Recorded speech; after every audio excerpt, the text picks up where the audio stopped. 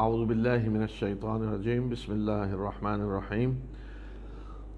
آج ہم انشاءاللہ سورہ سبا سے شروع کریں گے، شروع سے سورہ سبا، اور اس کے بعد سورہ فاطر پڑھیں گے، سورہ یاسین، اور امید ہے کہ سورہ صافات کا بھی ایک بڑا حصہ ہے انشاءاللہ۔ سورہ سبا بھی مکی صورت ہے، اور اس کا نام اس مناسبت سے رکھا گیا سبا علامت کے طور پہ کہ اس میں قوم سبا کا ذکر آیا۔ قوم سبا یمن کی ایک بڑی طاقتور قوم تھی، اور اس کے دور میں بڑا عروج حاصل ہوا ہے اسے، اور یہ وہی قوم سبا ہے جس کا پیچھے ذکر گزرا ہے حضرت سلیمان کے قصے میں، ملکہ بلقیس کا، جس کا تخت حضرت سلیمان کے سامنے حاضر ہوا، لایا گیا۔ تو مرکزی مضمون ان سب صورتوں کا وہی ہے جو مکہ میں تھا، توحید اور رسالت اور آخرت۔ شکر ہے اس اللہ کا، سب تعریفیں اس کے لیے ہیں جس کا وہ سب کچھ ہے جو آسمانوں میں ہے اور زمین میں ہے، اسی کے لیے حمد ہے آخرت میں، اور وہ حکیم و خبیر ہے، یعنی دانا ہے، خبر رکھنے والا ہے۔ وہ جانتا ہے جو کچھ زمین میں داخل ہوتا ہے اور جو کچھ زمین سے نکلتا ہے، اور جو آسمان سے نازل ہوتا ہے اور جو آسمان میں چڑھ کے جاتا ہے، اور وہ بڑا ہی مہربان اور بخشنے والا ہے۔ جن لوگوں نے کفر کیا وہ کہتے ہیں کہ ہم پہ قیامت کی گھڑی نہیں آئے گی۔ کہہ دیجئے کہ کیوں نہیں، اور میرے غیب جاننے والے رب کی قسم کہ وہ تم پہ ضرور آئے گی، اور اس رب کی قسم کہ جس سے نہ ذرہ برابر کوئی چیز آسمانوں میں چھپی ہوئی ہے اور نہ زمین میں، اور نہ اس سے کوئی چھوٹی یا بڑی، مگر وہ ایک واضح رجسٹر میں درج ہے۔ یعنی یہ ہستی قیامت لے کر آئے گی جس کی یہ صفات ہے، جس سے کوئی چیز چھپی ہوئی نہیں ہے۔ کیوں آئے گی؟ تاکہ وہ بدلہ دے ان لوگوں کو جو ایمان لائے اور جنہوں نے نیک اعمال کیے، یہی لوگ ہیں کہ جن کے لیے مغفرت اور رزق کریم ہے۔ اور جن لوگوں نے ہماری آیات کو نیچا دکھانے کے لیے دوڑ دھوپ کی، تو یہ وہ لوگ ہیں کہ جن کے لیے ایک دردناک قسم کا عذاب ہوگا۔ جنہیں علم دیا گیا وہ دیکھ رہے ہیں کہ جو کچھ تمہاری طرف، تمہارے رب کی طرف سے نازل کیا گیا ہے وہ حق ہے، اور وہ اس ہستی کے راستے کی طرف رہنمائی کر رہا ہے جو زبردست ہے اور جس کی خود بخود تعریفیں ہو رہی ہیں۔ اور جنہوں نے کفر کیا وہ کہتے ہیں کہ کیا ہم تمہیں ایک ایسا شخص بتائیں کہ جو یہ کہتا ہے کہ جب تم بالکل ریزہ ریزہ کر دیے جاؤ گے تو تمہیں نئے سرے سے پیدا کیا جائے گا۔ یعنی رسول اللہ صلی اللہ علیہ وسلم کے مخالفت میں یہ انداز اختیار کرتے ہیں، جی ایسا آدمی بتائیں، وہ دیکھیں کیسی باتیں کر رہا ہے کہ جب ریزہ ریزہ ہو جاؤ گے، یعنی قبر میں جا کر مٹی میں مل جاؤ گے تو تمہیں نئے سرے سے پیدا کیا جائے گا۔ دیکھیں کیسی باتیں کر رہا ہے۔ کیا یہ شخص، یعنی نبی صلی اللہ علیہ وسلم کے بارے میں کہہ رہے ہیں، کیا اس شخص نے اللہ پہ جھوٹ باندھا ہے یا اسے کوئی جنون ہے؟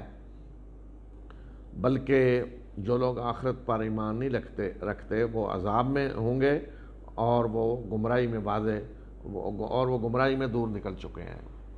فرمایا کہ اصل بات یہ ہے کہ یہ آخرت پر ایمان نہیں رکھتے، تو ان کے لیے اللہ نے آخرت میں عذاب کی تیاری کر رکھی ہے، اور دنیا میں یہ گمراہی میں بہت دور نکل چکے ہیں کہ جب انہیں کہا جاتا ہے کہ مرنے کے بعد تمہیں اٹھایا جائے گا، اور کس قسم کا آگے دیکھیں پراپوگنڈا کرتے ہیں۔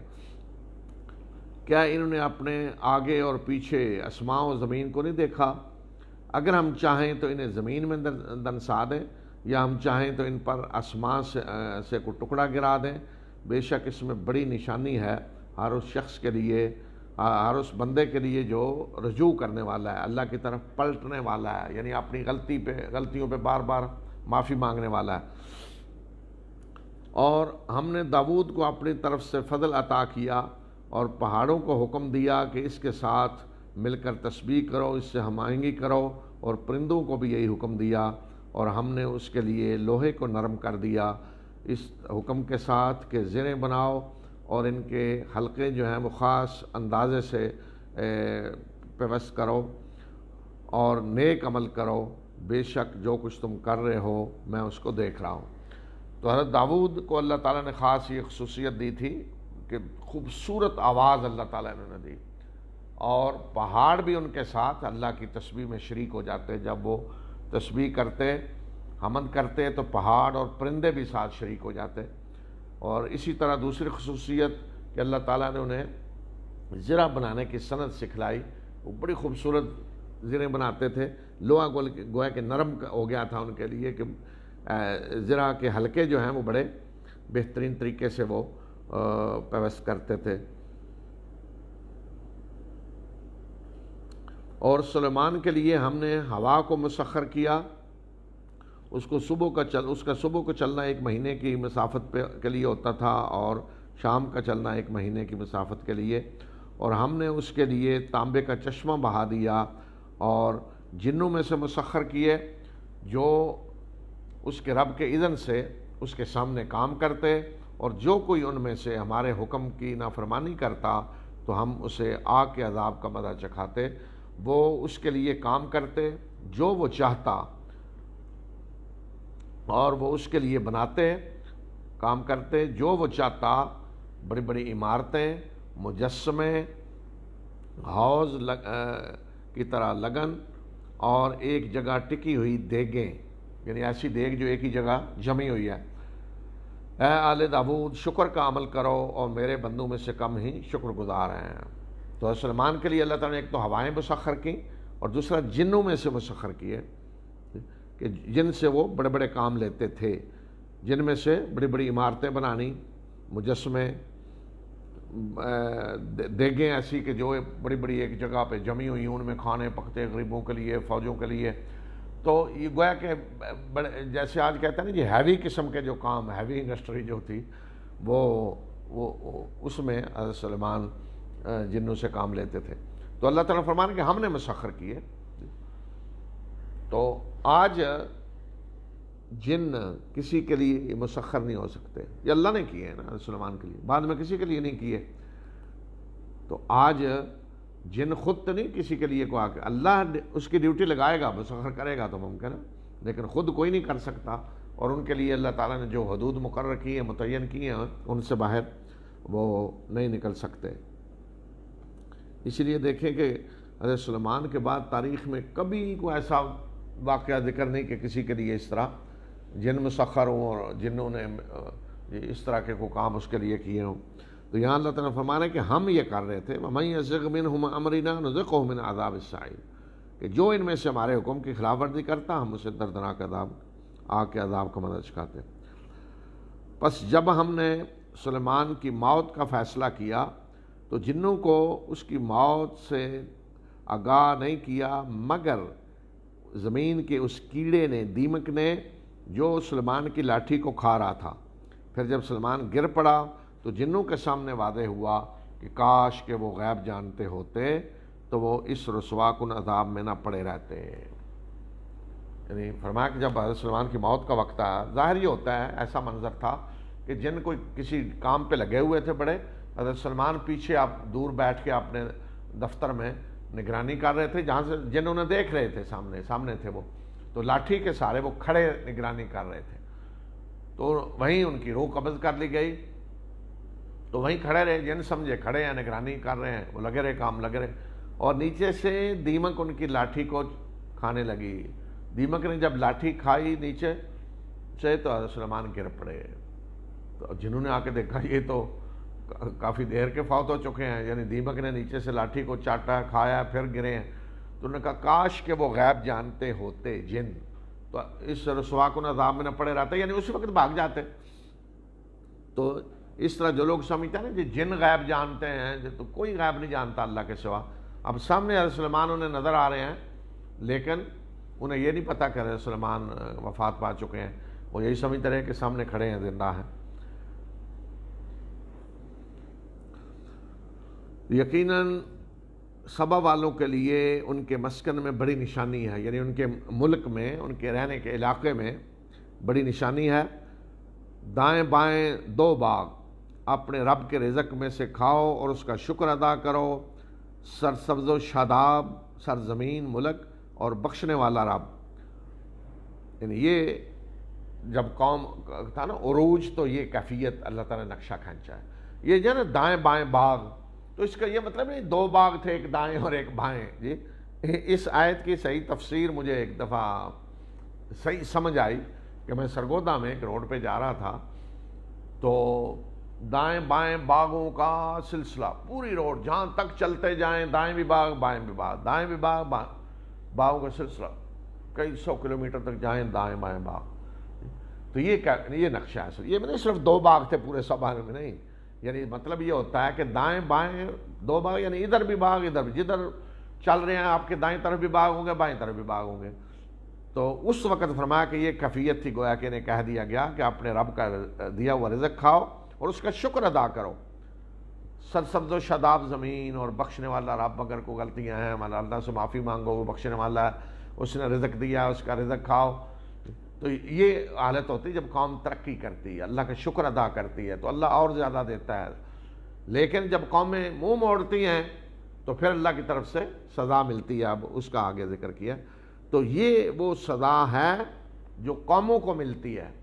پہلے ہم نے جو بتایا نا آسمانی عذاب، وہ تو اس وقت آتے ہیں جب اللہ کے رسول آ کر حجت پوری کرتے ہیں. لیکن ویسے اگر کوئی قوم اللہ کی نافرمانی نہ شکری کرتی ہے ان نعمتوں پہ جو اللہ نے دی، تو پھر اس قسم کی سزا ملتی ہے. تو اب باقی آج اللہ کے رسولوں کا سلسلہ ختم ہونے کے بعد اب قوموں پہ جو زوال آتا ہے وہ اسی طریقے سے آتا ہے جو یہاں بتایا گیا ہے. مگر انہوں نے اعراض کیا اور ہم نے ان پہ بند توڑ سیلاب بھیج دیا، اور ہم نے ان دو باغوں کی جگہ ان دو باغوں کو ایسے دو باغوں سے بدل دیا کہ جن میں بد مزہ کڑوے پھل تھے، اور کچھ جھاڑیاں تھیں اور کچھ بیری کے درخت تھے. یہ ہم نے انہیں سزا دی اس ناشکری کی جو انہوں نے کی. اور کیا ناشکروں کو اس کے سوا کو اور سزا بھی دی جا سکتی ہے؟ تو یہ فرمایا کہ انہوں نے اعراض کیا، اللہ کی نافرمانیاں کی، ناشکری، تو سیلاب آیا. ان کی ساری ترقی کی وجہ کیا تھی کہ انہوں نے ایک بند بنایا ہوا تھا، سد معارب جسے کہتے ہیں تاریخ میں. اس بند سے آبپاشی کا زبردست نظام انہوں نے بنایا ہوا تھا، جس کے ذریعے یہ ہر طرف باغ اور زراعت اور سارا کچھ. تو اللہ کی طرف سے جب پکڑ آئی تو بند ٹوٹ گیا. بند ٹوٹا تو سیلاب آیا، ایسا تباہی مچی کہ اس کے بعد وہ سارا کچھ ختم ہو گیا. اور باغ جو تھے سبز و شاداب، ان کی جگہ کیا ہیں جھاڑیاں اور کچھ معمولی وہ جنگلی بیریاں اس طرح کے، یا کڑوے بدمزہ کو پھلوں کے درخت اس طرح کے رہ گئے جو خضرو پودے ہوتے ہیں ایسے. تو فرمایا کہ یہ پھر آ گیا. تو ان دو باغ، جو دو باغ کا مطلب پھر وہیں جہاں چلتے ہوئے دائیں بائیں باغ ہوتے تھے وہاں اس طرح کی چیزیں دائیں بائیں رہ گئیں. اور یہ آپ دیکھتے ہیں اس طرح کی بنجر علاقے جہاں زراعت نہیں ہے، اس طرح کی خضرو وہ جھاڑیاں اور کچھ بیری کے درخت ہوتے ہیں تھوڑے. تو یہ فرمایا کہ یہ ہم نے انہیں ان کی ناشکری کی سزا دی. اور یہ سزا جو ہیں وہ ہم کس کو دیتے ہیں؟ ناشکروں کو ہم ایسی سزا دیتے ہیں. اور دوسرا جو خاص اللہ کا فضل تھا اس قوم پہ، یہ تھی زراعت. دوسرا یہ کہ تجارت تھی ان کی. تو یہاں سے شام تک یہ تجارتی قافلے لے کے جاتے، اور ایسے رستے بنے ہوئے تھے کہ جن میں جگہ جگہ آگے بستیاں تھیں، منزلیں تھیں، ایک جگہ سے دوسری جگہ آگے جائیں، منزل ہے، آبادی ہے. تو صبح رات اور دن کو سفر کریں، کوئی خطرہ نہیں. تو وہ بھی انہوں نے ناشکری کی تو اللہ تعالیٰ نے وہ تجارتی وہ ان کا جو نظام تھا وہ بھی ختم کر دیا. اور ہم نے ان کے، یعنی قوم سبا کے، ہم نے ان کے اور ان بستیوں کے درمیان جن کو ہم نے برکت دی تھی، یعنی شام، ظاہری سر راہ بستیاں بنا دیں، پورے راستے پہ بستیاں. اور ہم نے ان میں منزلیں متعین کر دیں. چلو راتوں اور دن کو امن کے ساتھ، کہ ایسے راستے راتوں کو چلو دنوں کو چلو امن کے ساتھ. منزلیں متعین ہیں، ایک منزل سے اگلی منزل پہ جانا ہے، وہاں آبادی ہے، کوئی خطرہ نہیں. مگر انہوں نے کہا کہ اے ہمارے رب ہمارے سفروں میں دوری پیدا کر دے. اور انہوں نے اپنے اوپر ظلم کیا، اور ہم نے انہیں قصے کہانیاں بنا کر رکھ دیا، اور انہیں ہم نے تتر بتر کر دیا. بے شک اس میں بڑی نشانیاں ہیں ہر اس شخص کے لیے جو صبر کرنے والا اور شکر کرنے والا ہے. تو یہ مطلب نہیں کہ انہوں نے دعا کی کہ اللہ ہمارے سفروں میں دوری پیدا کر دے. مطلب یہ قومیں عمل سے یہ کہہ رہی ہوتی ہیں، عمل سے گویا کہ وہ اللہ تعالیٰ سے کہہ رہی ہیں کہ ہم اس کے مستحق نہیں ہیں، عمل سے کہہ رہی ہیں کہ یہ چیز اللہ ہم سے لے لے، ہم اس کے مستحق نہیں ہیں۔ تو پھر کیا ہوا کہ پوری قوم کو تتر بتر کر دیا گیا۔ پھر یہیں سے سارے عرب قبیلے اٹھے، جب یہ بدحالی ہوئی، بند ٹوٹا، تباہی بربادی، تجارت بھی ختم، خانہ جنگی، تو پھر یہیں سے قبیلے اٹھے جو شام میں جا کر عرب قبیلے آباد ہوئے، جو عراق میں جا کر آباد ہوئے، اور اوس اور خزرج مدینہ کے جو مشہور قبائل تھے انصار کے، وہ بھی یہیں سے نکل کے گئے تھے اسی بند کی تباہی کے بعد۔ تو بالکل سب کچھ تباہ ہو گیا، اور فقر و فاقہ اور قحط، تو یہاں سے لوگ پھر نکل کے جہاں جہاں جا سکے منتشر ہو گئے۔ تو یہ سزا ہوتی ہے قوموں کے لیے اللہ تعالیٰ کی۔ وہ لوگ کہتے ہیں جی وطن، تو وطن اس وقت تک ہوتا ہے کہ جب وطن میں آپ کھا پی سکیں جی، لیکن اگر وطن میں آپ کو کھانے کو کچھ نہیں مل رہا، بھوکے مر رہے ہیں، قحط پڑا ہوا ہے، نہ انسان کچھ کھا سکتا ہے، نہ جانوروں کو کچھ مل رہا ہے، تو پھر انسانی تاریخ کیا کہتی ہے کہ لوگ پھر اپنے وطن کو چھوڑ کے جہاں انہیں کو کھانا ملے، پانی ملے، وہاں نکل جاتے ہیں۔ بڑے بڑے قوموں نے، قبائل نے جو ہجرت کی تو اسی بنیاد پہ ہوتی ہے نا۔ تو پھر وطن سارے ختم ہو جاتے ہیں۔ تو وطن اسی وقت تک ہوتا ہے جب اللہ کی رحمت ہو، خوشحالی ہو، اور وہ کب ہوتی ہے جب اللہ کا شکر ادا کریں، نہ شکری کریں تو پھر یہ سزا ملتی ہے۔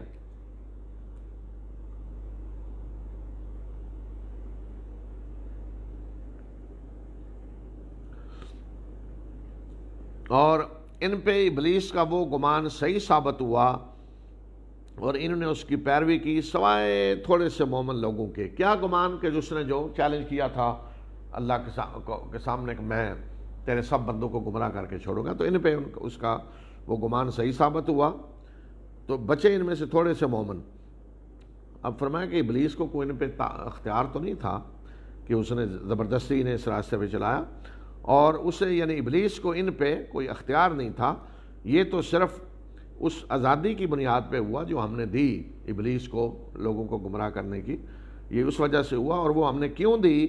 الا لنعلم، تاکہ ہم جانیں، ممیز کر دیں اس شخص کو جو آخرت پر ایمان لاتا ہے اس سے جو اس کی طرف سے شک میں پڑا ہوا ہے، اور تیرا رب ہر چیز پہ نگہبان ہے۔ کہہ دیجئے کہ بلاؤ اپنے ان شریکوں کو جن کو تم نے اللہ کے سوا اپنا شریک سمجھا ہوا ہے، تمہارا گمان ہے کہ وہ شریک ہیں اللہ کے۔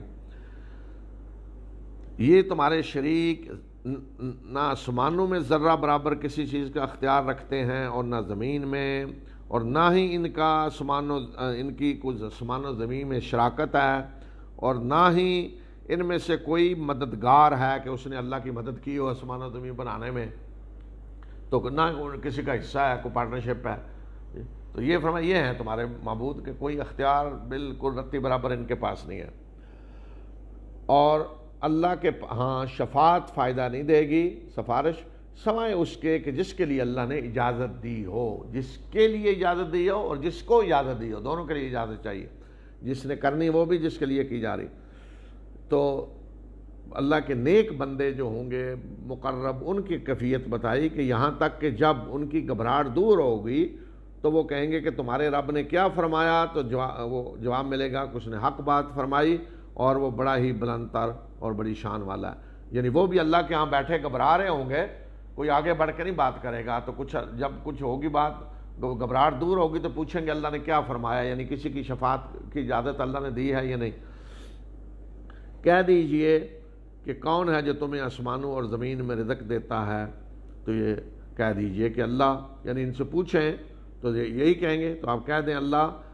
اور فرمایا کہ اگر یہ بات ہے تو اور ہم میں سے یا تم میں سے کوئی ایک یا ہدایت پر ہے یا بعد گمراہی پہ ہے، اگر یہ بات ہے تو پھر یا تم گمراہی پہ ہو یا ہم ہدایت پہ ہیں، تو اس پہ ذرا عقل سے کام لو، دیکھو۔ کہہ دیجئے کہ جو ہم نے جرم کیا ہے اس کے بارے میں تم سے نہیں پوچھا جائے گا، اور جو اعمال تم کر رہے ہو ان کے بارے میں ہم سے نہیں پوچھا جائے گا، تم اپنے اعمال کے ذمہ دار ہو، ہم اپنے اعمال کے ذمہ دار ہیں۔ کہہ دیجئے کہ کہہ دیجئے کہ ہمارا رب ہمیں جمع کرے گا، پھر وہ ہمارے درمیان ٹھیک ٹھیک فیصلہ کرے گا، اور وہ فیصلہ کرنے والا اور جاننے والا ہے۔ کہہ دیجئے کہ مجھے ذرا دکھاؤ تو صحیح وہ شریک جنہیں تم نے اللہ کے ساتھ نتھی کر دیا ہے، اللہ کے ساتھ لگا دیے، یہ اللہ کے شریک ہیں، مجھے ذرا دکھاؤ تو صحیح وہ کون ہے۔ ہرگز نہیں، بلکہ وہ اللہ ہی ہے زبردست اور حکیم، کوئی شریک نہیں اس کا، یہ تم نے ساتھ لگائے ہوئے ہیں اپنی طرف سے۔ اور اے نبی صلی اللہ علیہ وسلم، ہم نے آپ کو تمام انسانوں کے لیے بشیر اور نذیر بنا کر بھیجا ہے، مگر اکثر لوگ جانتے نہیں ہیں، اور یہ کہتے ہیں کہ وہ وعدے کا وقت کب ہے، اگر تم سچے ہو، یعنی عذاب کب آئے گا؟ کہہ دیجئے کہ تمہارے لیے ایک دن کا وقت مقرر ہے، نہ اس سے ایک گھڑی تم آگے بڑھ سکو گے اور نہ ایک گھڑی پیچھے رہ سکو گے۔ وہ وقت جب آ جائے گا، نہ ایک لمحہ آگے ہوگا نہ پیچھے۔ اور جن لوگوں نے کفر کیا وہ کہتے ہیں کہ ہم تو اس قرآن پہ ایمان نہیں لائیں گے اور نہ اس کتاب پہ جو اس سے پہلے آ چکی ہے، یعنی تورات۔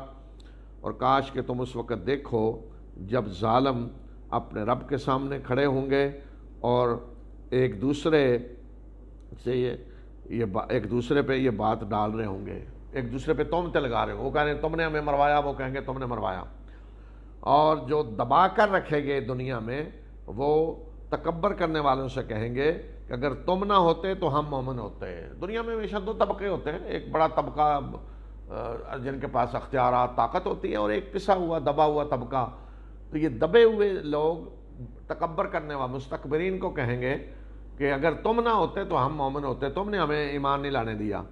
تو جنہوں نے تکبر کیا دنیا میں، وہ ان دبے ہوئے لوگوں کو کہیں گے کیا ہم نے تمہیں ہدایت سے روکا اس کے بعد کہ تم کے پاس آ گئی، بلکہ تم خود ہی مجرم تھے۔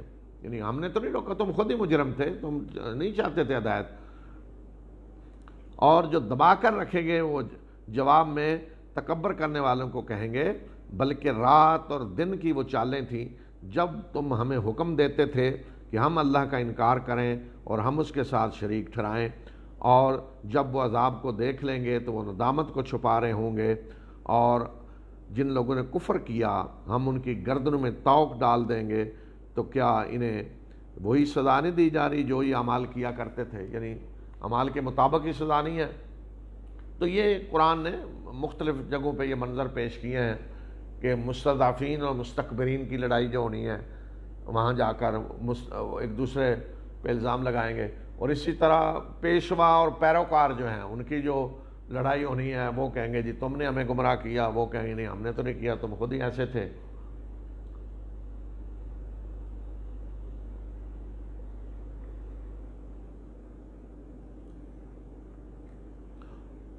اور ہم نے جس بستی میں بھی کوئی خبردار کرنے والا بھیجا تو اس کے عیاش طبقے نے یہی کہا کہ جو کچھ تم میں پیغام دے کر بھیجے گئے ہو ہم اس کا انکار کرتے ہیں، اور انہوں نے کہا کہ ہم مال و اولاد میں تم سے زیادہ ہیں، یعنی مال بھی ہمارے پاس زیادہ ہے، اولاد بھی، اور ہمیں کوئی عذاب واب نہیں دیا جانے والا۔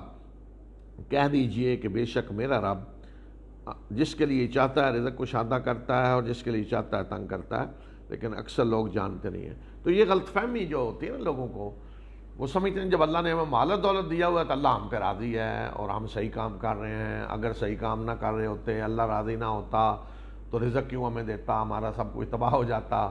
تو یہ غلط فہمی لوگوں کو، اس لیے جگہ جگہ اللہ تعالیٰ بتا رہے ہیں کہ یہ تو اللہ کا اختیار ہے، جس کو چاہتا ہے رزق دیتا ہے زیادہ، جس کو کم، وہ امتحان کے لیے یہ کر رہا ہے۔ تو کوئی اس کو یہ نہ سمجھے کہ جس کو کم رزق ملا ہوا اللہ اس پہ ناراض ہے یا اللہ کا وہ محبوب نہیں ہے۔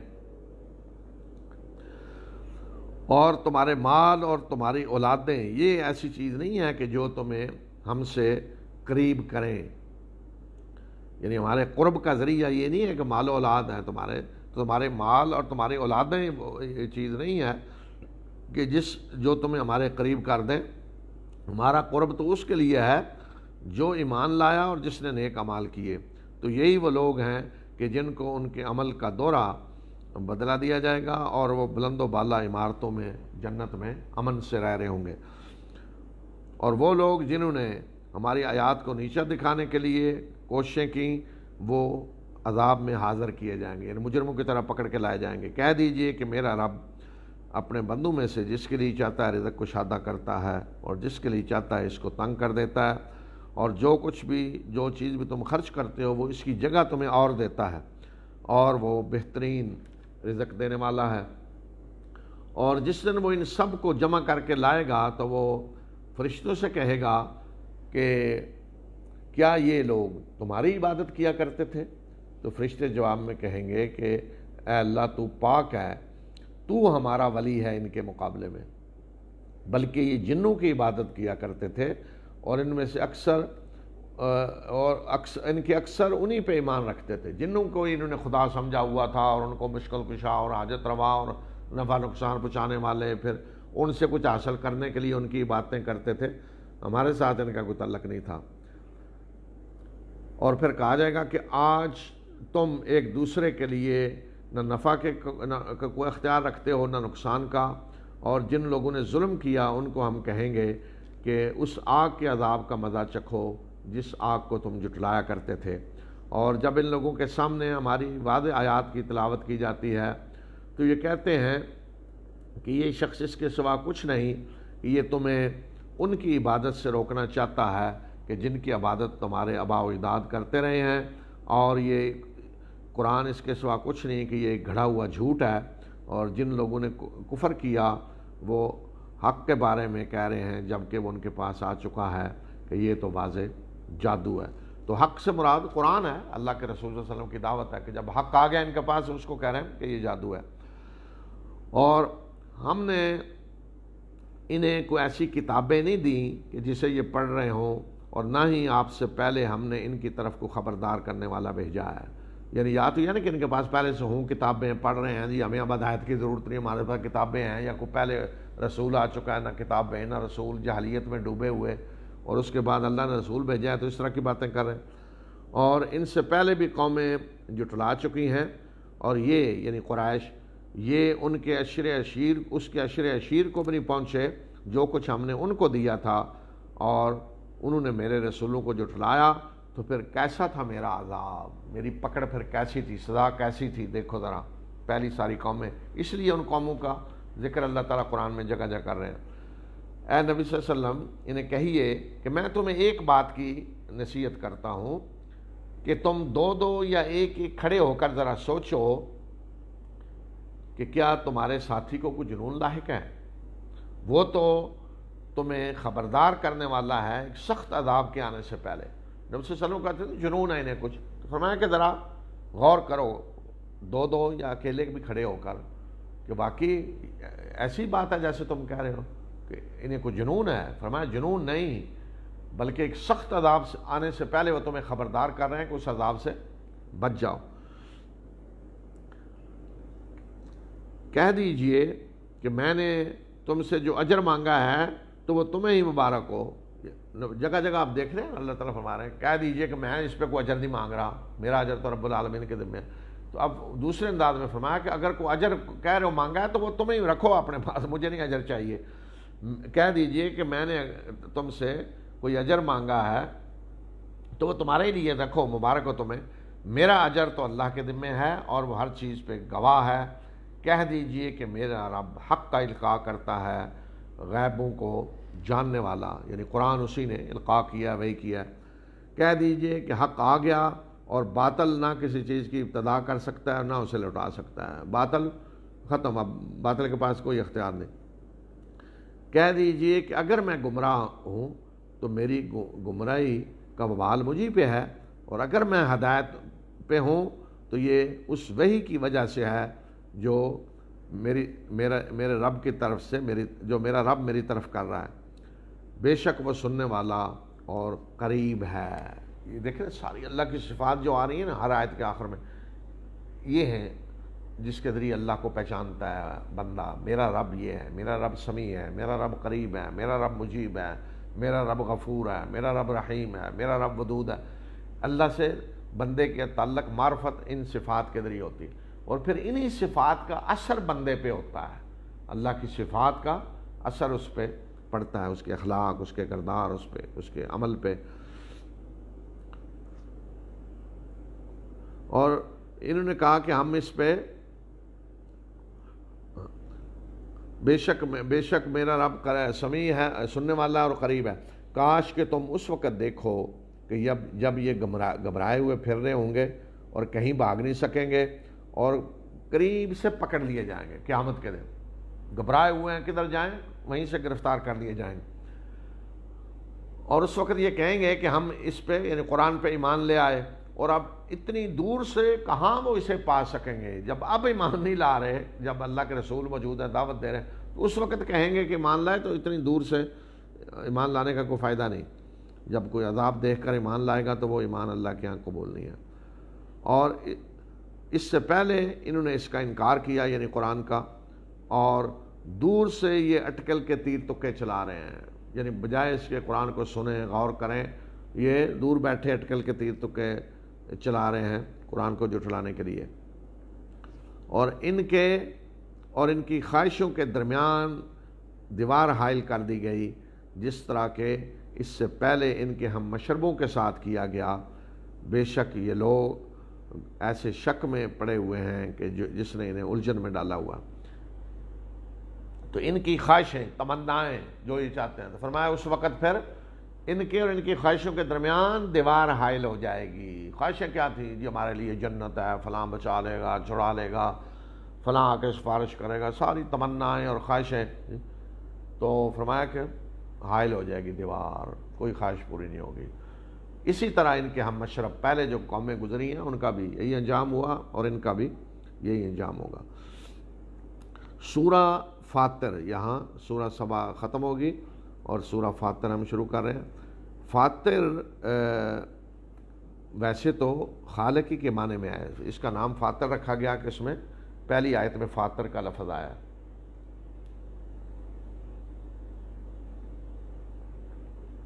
تو فاطر خالقی کے معنی میں ہے، لیکن فرق ان میں یہ ہے کہ فاطر کہتے ہیں اس کو جو کسی چیز کو وجود میں لایا ہو جب اس کا کوئی وجود نہ ہو، اور خالق تو وہ بھی ہو سکتا ہے نا، پہلے کوئی چیز تھی، ختم ہوئی، پھر بنا دی۔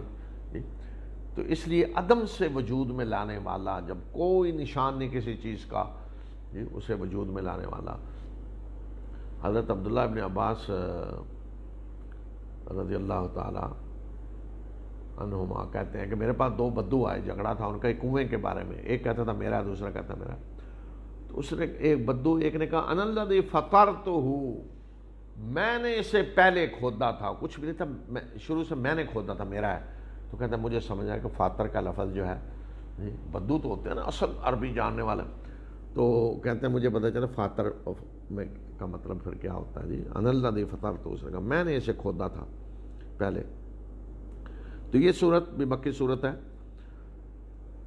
شکر ہے اللہ کے لیے جو آسمانوں اور زمین کا پیدا کرنے والا ہے، جو فرشتوں کو رسول بنا کر بھیجنے والا ہے۔ وہ فرشتے کہ دو دو، تین تین، چار چار پروں والے، وہ تخلیق میں جتنا چاہتا ہے اضافہ کرتا ہے، بے شک وہ ہر چیز پہ قدرت ہے۔ فرشتوں کو رسول بنا کے بھیجنے والا ہے، یعنی ایک تو وہی لے کر فرشتے آتے ہیں، اور باقی ڈیوٹیاں جو اللہ نے لگائی ہوئی ہیں فرشتوں کی کائنات میں وہ کر رہے ہیں۔ تو وہ فرشتے جن کے دو دو بھی پر ہیں، تین تین، چار چار، یعنی اس کا مطلب فرشتوں کی طاقت اور قوت کا تعلق اس سے ہے کہ ان کے پر کتنے ہیں۔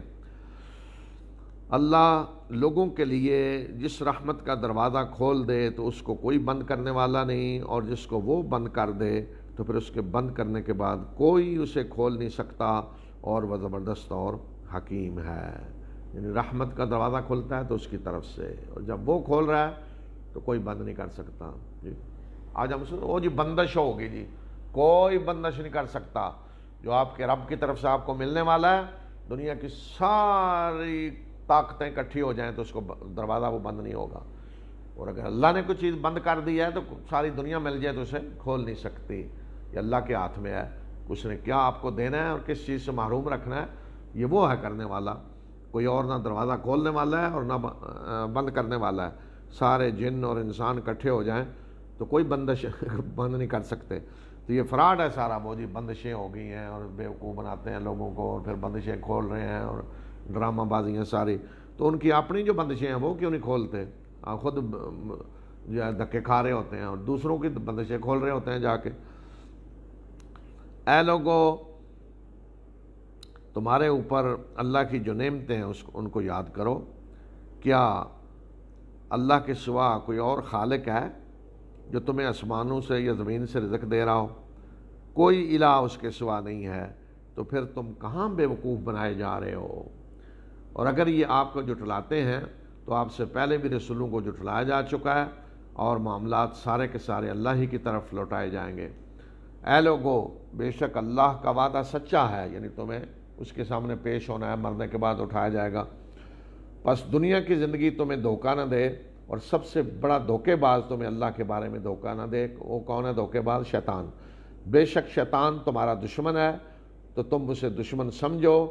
بے شک وہ اپنی جماعت کو بلاتا ہے تاکہ وہ آگ میں جانے والا بنے۔ وہ اپنے راستے پہ لوگوں کو لے کے آتا ہے تاکہ انہیں آگ میں لے جائے۔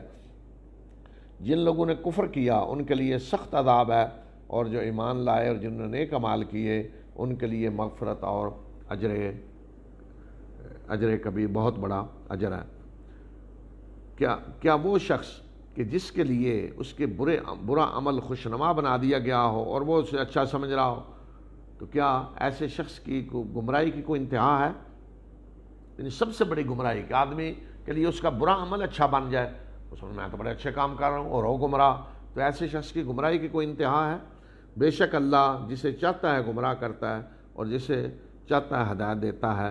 تو اے نبی صلی اللہ علیہ وسلم، آپ ان پہ افسوس اور غم میں اپنے آپ کو نہ گلا دیں، بے شک جو کچھ یہ کر رہے ہیں اللہ تعالیٰ اسے جانتا ہے۔ اللہ وہ ہے جو ہواؤں کو بھیجتا ہے اور وہ بادلوں کو اٹھاتی ہیں، اور پھر ہم اس بادل کو ایک بنجر زمین کی طرف لے جاتے ہیں، اور اس کے ذریعے ہم زمین کو اس کے مردہ یعنی بنجر ہونے کے بعد زندہ کرتے ہیں۔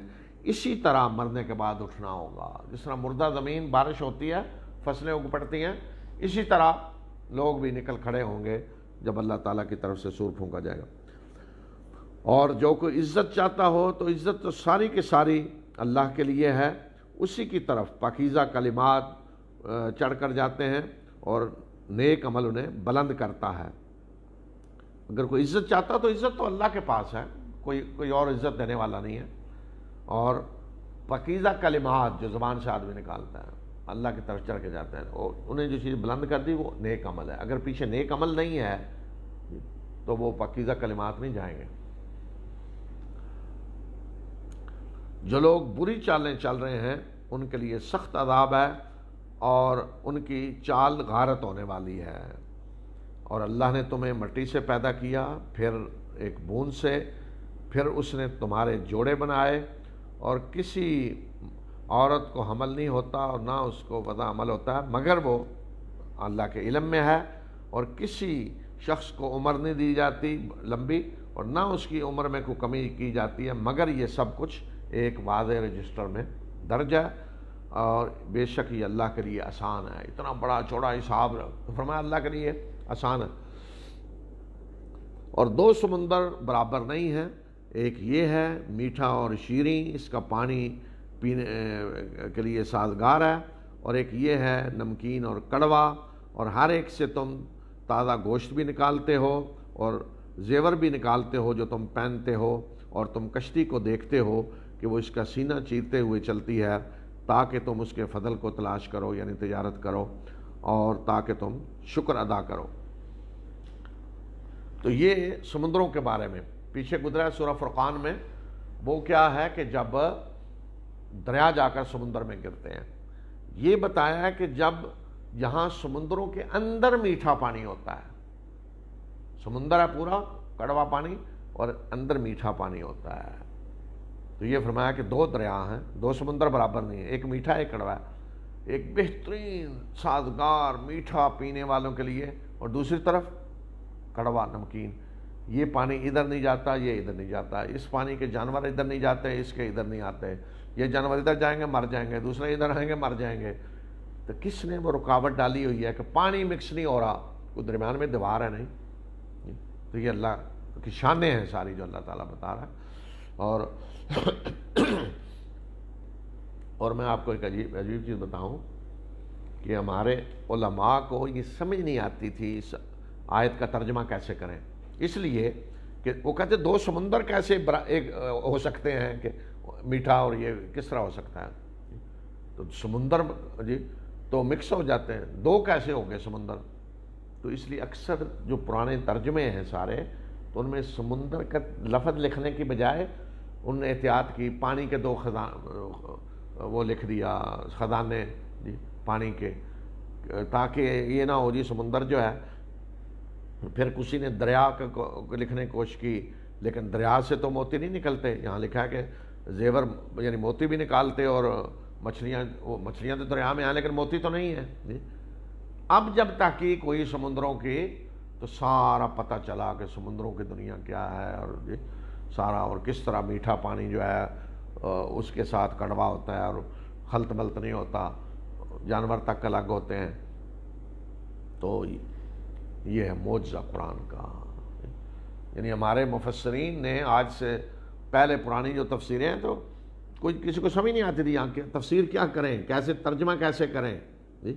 اب کوئی میرا خیال ہے 40 سال ہوئے ہوں گے جب یہ تحقیق ہوئی تو پتہ چلا کہ سمندروں کے اندر کیا کچھ ہوتا ہے، اور سارے سمندر ایک جیسے نہیں ہیں جی۔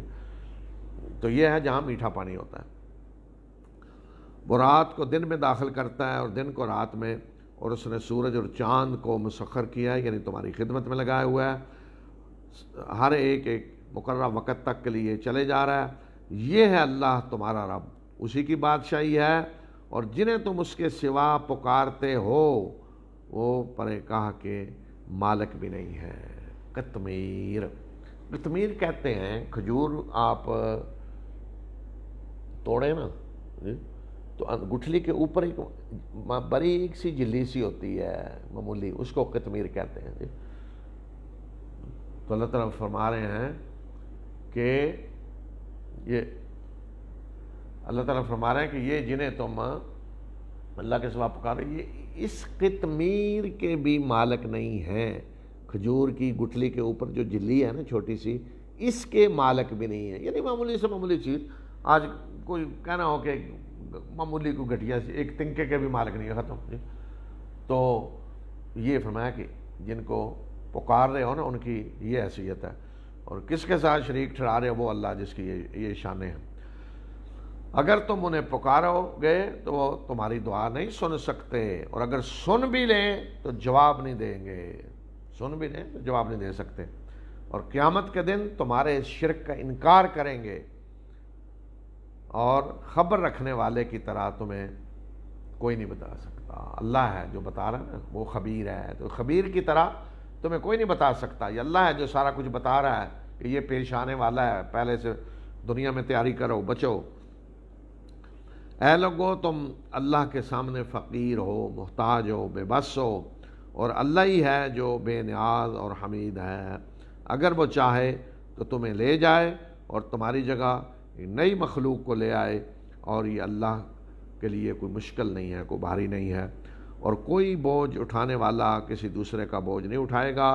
اور اگر قیامت کے دن کو بوجھ تلے دبا ہوا اپنا بوجھ اٹھانے کے لیے کسی کو پکارے گا تو اس میں کی بوجھ میں سے کوئی بھی چیز نہیں اٹھائی جائے گی، اگرچہ جس کو پکارا جا رہا ہے وہ کتنا ہی قریبی رشتہ دار کیوں نہ ہو۔ آخرت کا منظر پہنچا کہ کوئی بوجھ نہیں اٹھائے گا، لیکن اگر کوئی بوجھ تلے دبا ہوا ہے اپنے اعمال کے بوجھ اور پکار رہا ہے بھائی کو، قریبی رشتہ دار کو، کوئی آگے نہیں بڑھے گا اس کا بوجھ اٹھانے کے لیے، اگرچہ قریبی رشتہ دار ہی کیوں نہ ہو۔ بے شک آپ تو انہی لوگوں کو خبردار کر سکتے ہیں جو غیب میں اپنے رب سے ڈرتے ہیں اور جو نماز قائم کرتے ہیں، اور جس نے پاکیزگی اختیار کی تو اس نے اپنے ہی لیے پاکیزگی اختیار کی، اور اللہ ہی کی طرف پلٹ کر جانا ہے، اللہ ہی کے سامنے جا کر ٹھہرنا ہے۔ اور اندھا اور دیکھنے والا برابر نہیں ہو سکتے، اور نہ ہی تاریکیاں اور روشنی برابر ہے، اور نہ ہی سائے اور دھوپ کی تپش برابر ہے، اور نہ ہی زندہ اور مردہ برابر ہیں۔ بے شک اللہ جسے چاہتا ہے سناتا ہے، اور آپ ان کو نہیں سنا سکتے جو قبروں میں ہیں، جو قبروں میں ہیں مردے، آپ ان کو نہیں سنا سکتے۔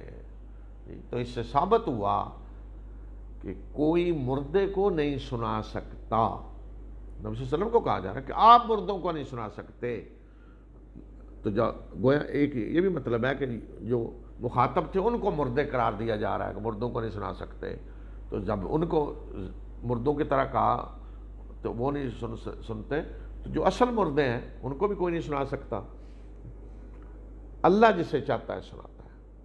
تو اس کا مطلب یہ ہے کہ اگر کوئی کسی کی قبر پہ جاتا ہے، اسے سلام کہتا ہے، اس کے لیے دعا کرتا ہے اور وہ اللہ کا نیک بندہ ہے، تو اللہ اسے سنا دیتا ہے کہ تیرے پیچھے لوگ تیری تعریفیں کر رہے ہیں، تیرے لیے دعا کر رہے ہیں، تیرا بیٹا فلاں آیا تیری قبر پہ، اس نے دعا کی۔ اللہ اپنے نیک بندوں کو سناتا ہے۔ لیکن اللہ کے نیک بندے کے برا بلا کہے تو وہ نہیں اللہ اسے سنائے گا، اسے تکلیف ہو، اور کسی مجرم کی جا کے کوئی تعریفیں کر رہا ہو اس کی قبر پہ تو وہ اللہ نہیں سنائے گا۔ ہاں، مجرم پہ کوئی لعنت بھیج رہا ہو تو وہ اللہ اسے سنائے گا، تمہارے پیچھے دیکھیں لعنتیں بھیجی جا رہی ہیں۔ تو اللہ جسے چاہتا ہے سناتا ہے۔ ویسے بھی آپ دیکھیں نا کہ اگر قبر جس طرح ایک بند مٹی کر دیں تو زندہ انسان کو بھی ایک بالکل اس طرح بند کر دیں کہ باہر سے ذرا بھی کوئی آکسیجن بھی نہ آ رہی ہو تو آواز سن ہی نہیں سکتا انسان، زندہ بھی نہیں سن سکتا، تو مردہ کیسے سنے گا؟ تو اس لیے فرمایا کہ اللہ جسے چاہتا ہے سناتا ہے، لیکن جو قبروں میں ہیں آپ انہیں نہیں سنا سکتے، آپ تو صرف اور صرف خبردار کرنے والے ہیں۔ ہم نے آپ کو حق کے ساتھ بشیر اور نذیر بنا کر بھیجا ہے، اور کوئی امت ایسی نہیں گزری کہ جس میں کوئی خبردار کرنے والا نہ آیا ہو، اور اگر یہ آپ کو جھٹلاتے ہیں تو ان سے پہلے جو لوگ گزرے وہ بھی جھٹلا چکے ہیں، ان کے پاس ان کے رسول واضح نشانیاں اور صحیفے اور روشن کتاب لے کر آئے،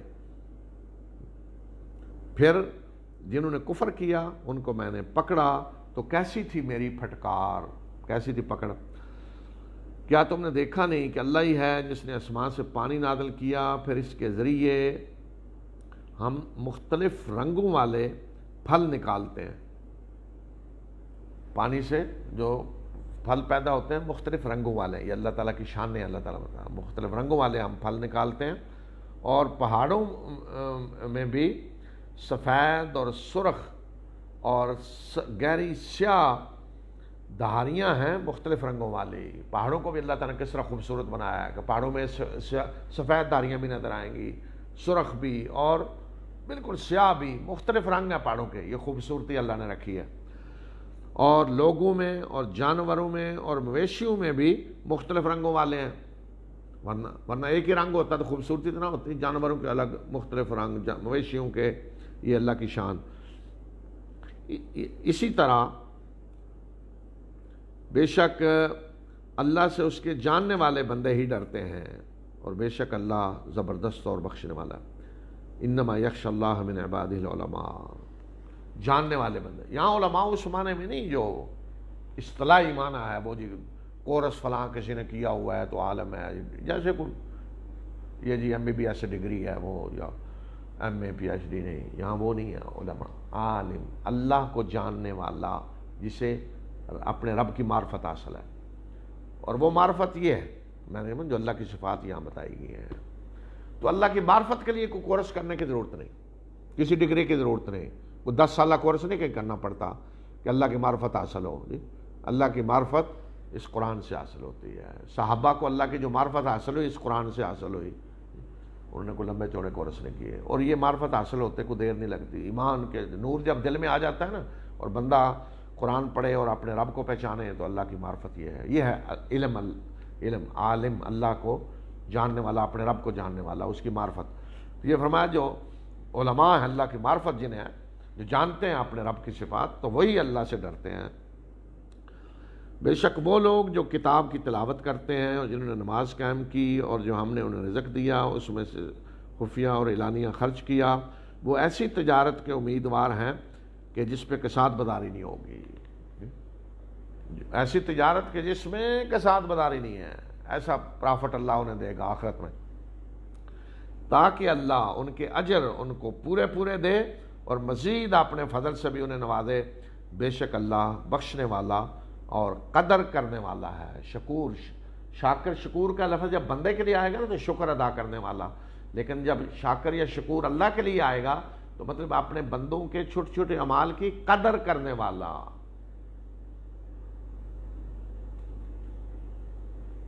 ورنہ آپ دیکھیں دنیا کے بادشاہ، پوری کائنات کا رب، اس کے راستے میں کھجور اٹھا کے دے رہے ہیں، کیا حیثیت رکھتی ہے؟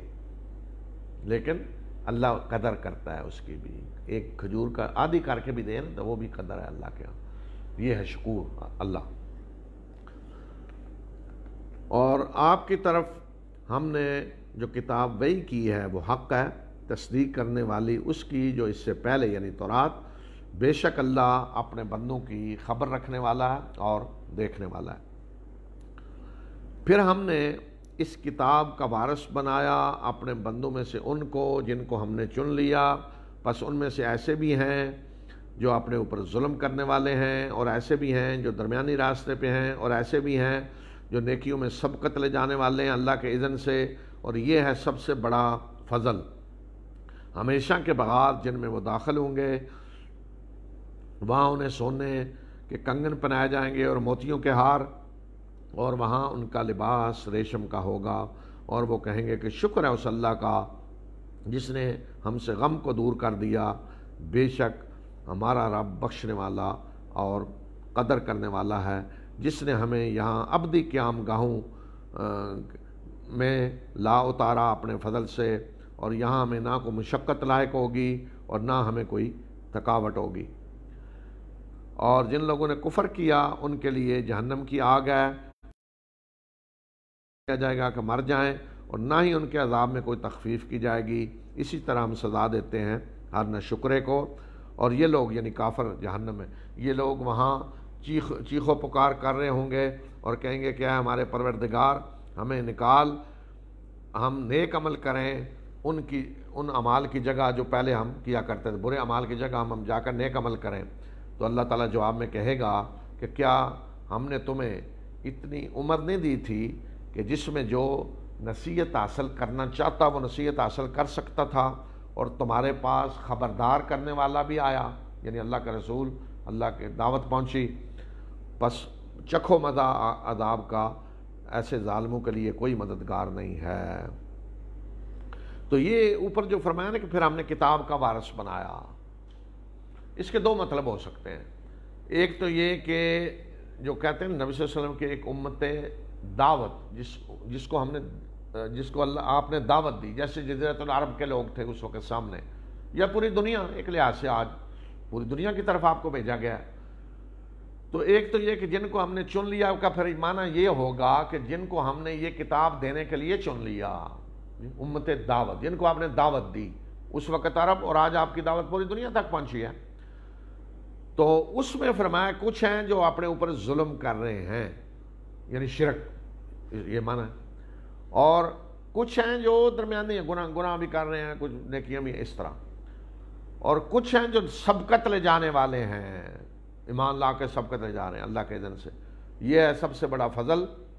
اور باغات ہمیشہ کے جن میں داخل ہوں گے، یہ جنت میں داخل ہوں گے، آخری مراد ہیں جو درمیانے اور سبقت لے جانے والے، وہ مراد ہیں کہ جنت میں داخل ہوں، فضل ان کے لیے ہے۔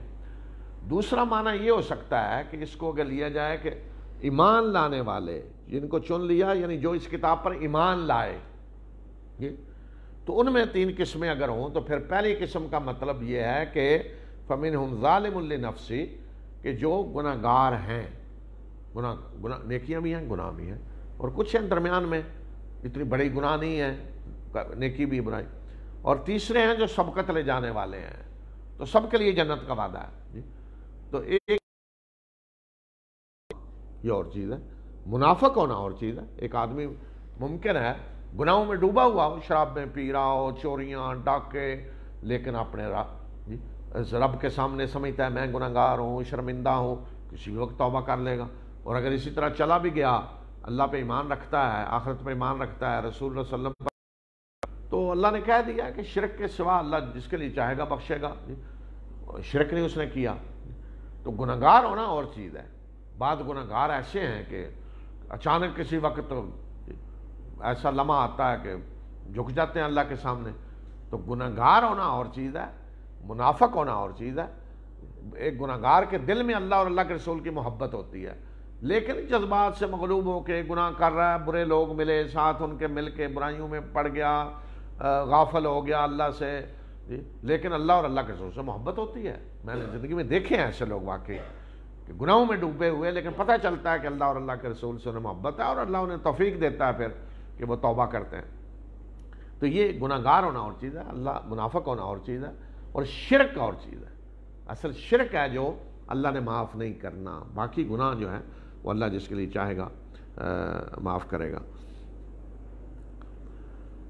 بے شک اللہ آسمانوں اور زمین کا غیب جاننے والا ہے، بے شک وہ سینوں کے راز بھی جانتا ہے، اور وہ اللہ ہی ہے کہ جس نے تمہیں زمین میں ایک دوسرے کا جانشین بنایا، پس جس نے کفر کیا تو اس کے کفر کا وبال اسی پہ ہوگا، اور کافروں کا کفر ان کے رب کے ہاں اس کے غصے ہی میں اضافہ کرے گا، یعنی ان کے کفر کی وجہ سے ان کے رب کا غصہ ان پہ بڑھتا جائے گا، اور کافروں کا کفر ان کے خسارے ہی میں اضافہ کرے گا۔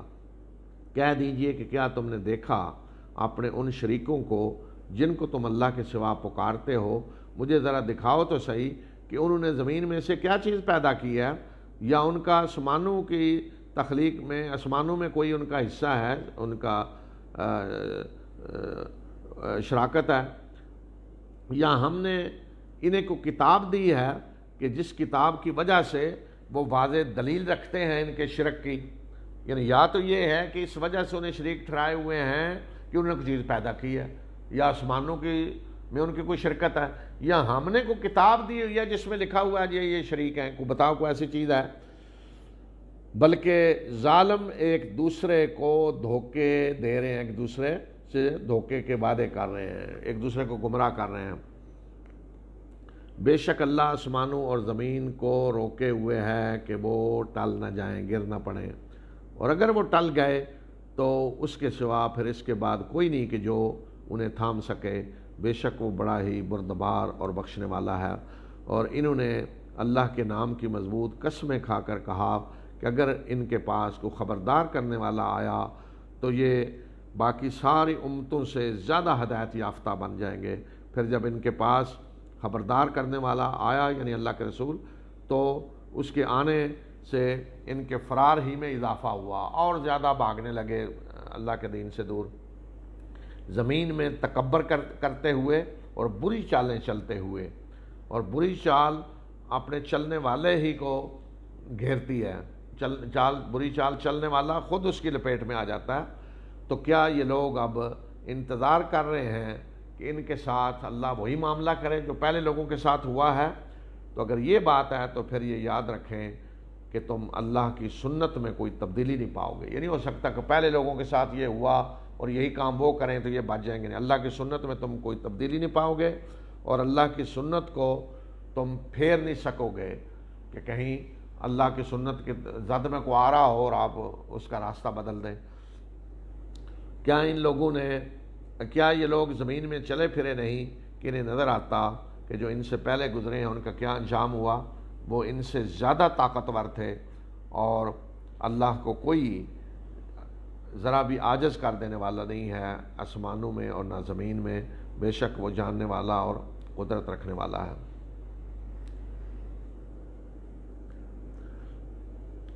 اور اگر اللہ لوگوں کو ان کی کرتوتوں کی وجہ سے پکڑے تو زمین میں وہ کسی جاندار کو نہ چھوڑے، مگر وہ انہیں ڈھیل دیتا ہے کہ مقررہ وقت تک کے لیے، اور جب وہ مقررہ وقت آ جائے گا تو بے شک اللہ اپنے بندوں کو دیکھ رہا ہے۔ پھر اللہ دیکھ رہا ہے پہلے سے، اسے کو پھر تیاری نہیں کرنی پڑے گی کسی کو پکڑنے کے لیے۔ تو یہ بتایا کہ اگر اللہ فوراً پکڑے عذاب دے تو پھر کوئی جاندار بھی زندہ نہ رہے، لیکن اللہ اس طرح نہیں پکڑتا، وہ ڈھیل دیتا ہے۔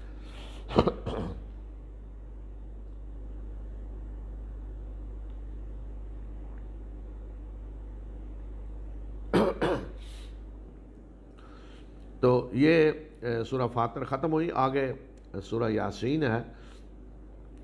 یاسین اس کا نام رکھا گیا ہے حروف مقطعات جو یاسین ہے علامت کے طور پہ۔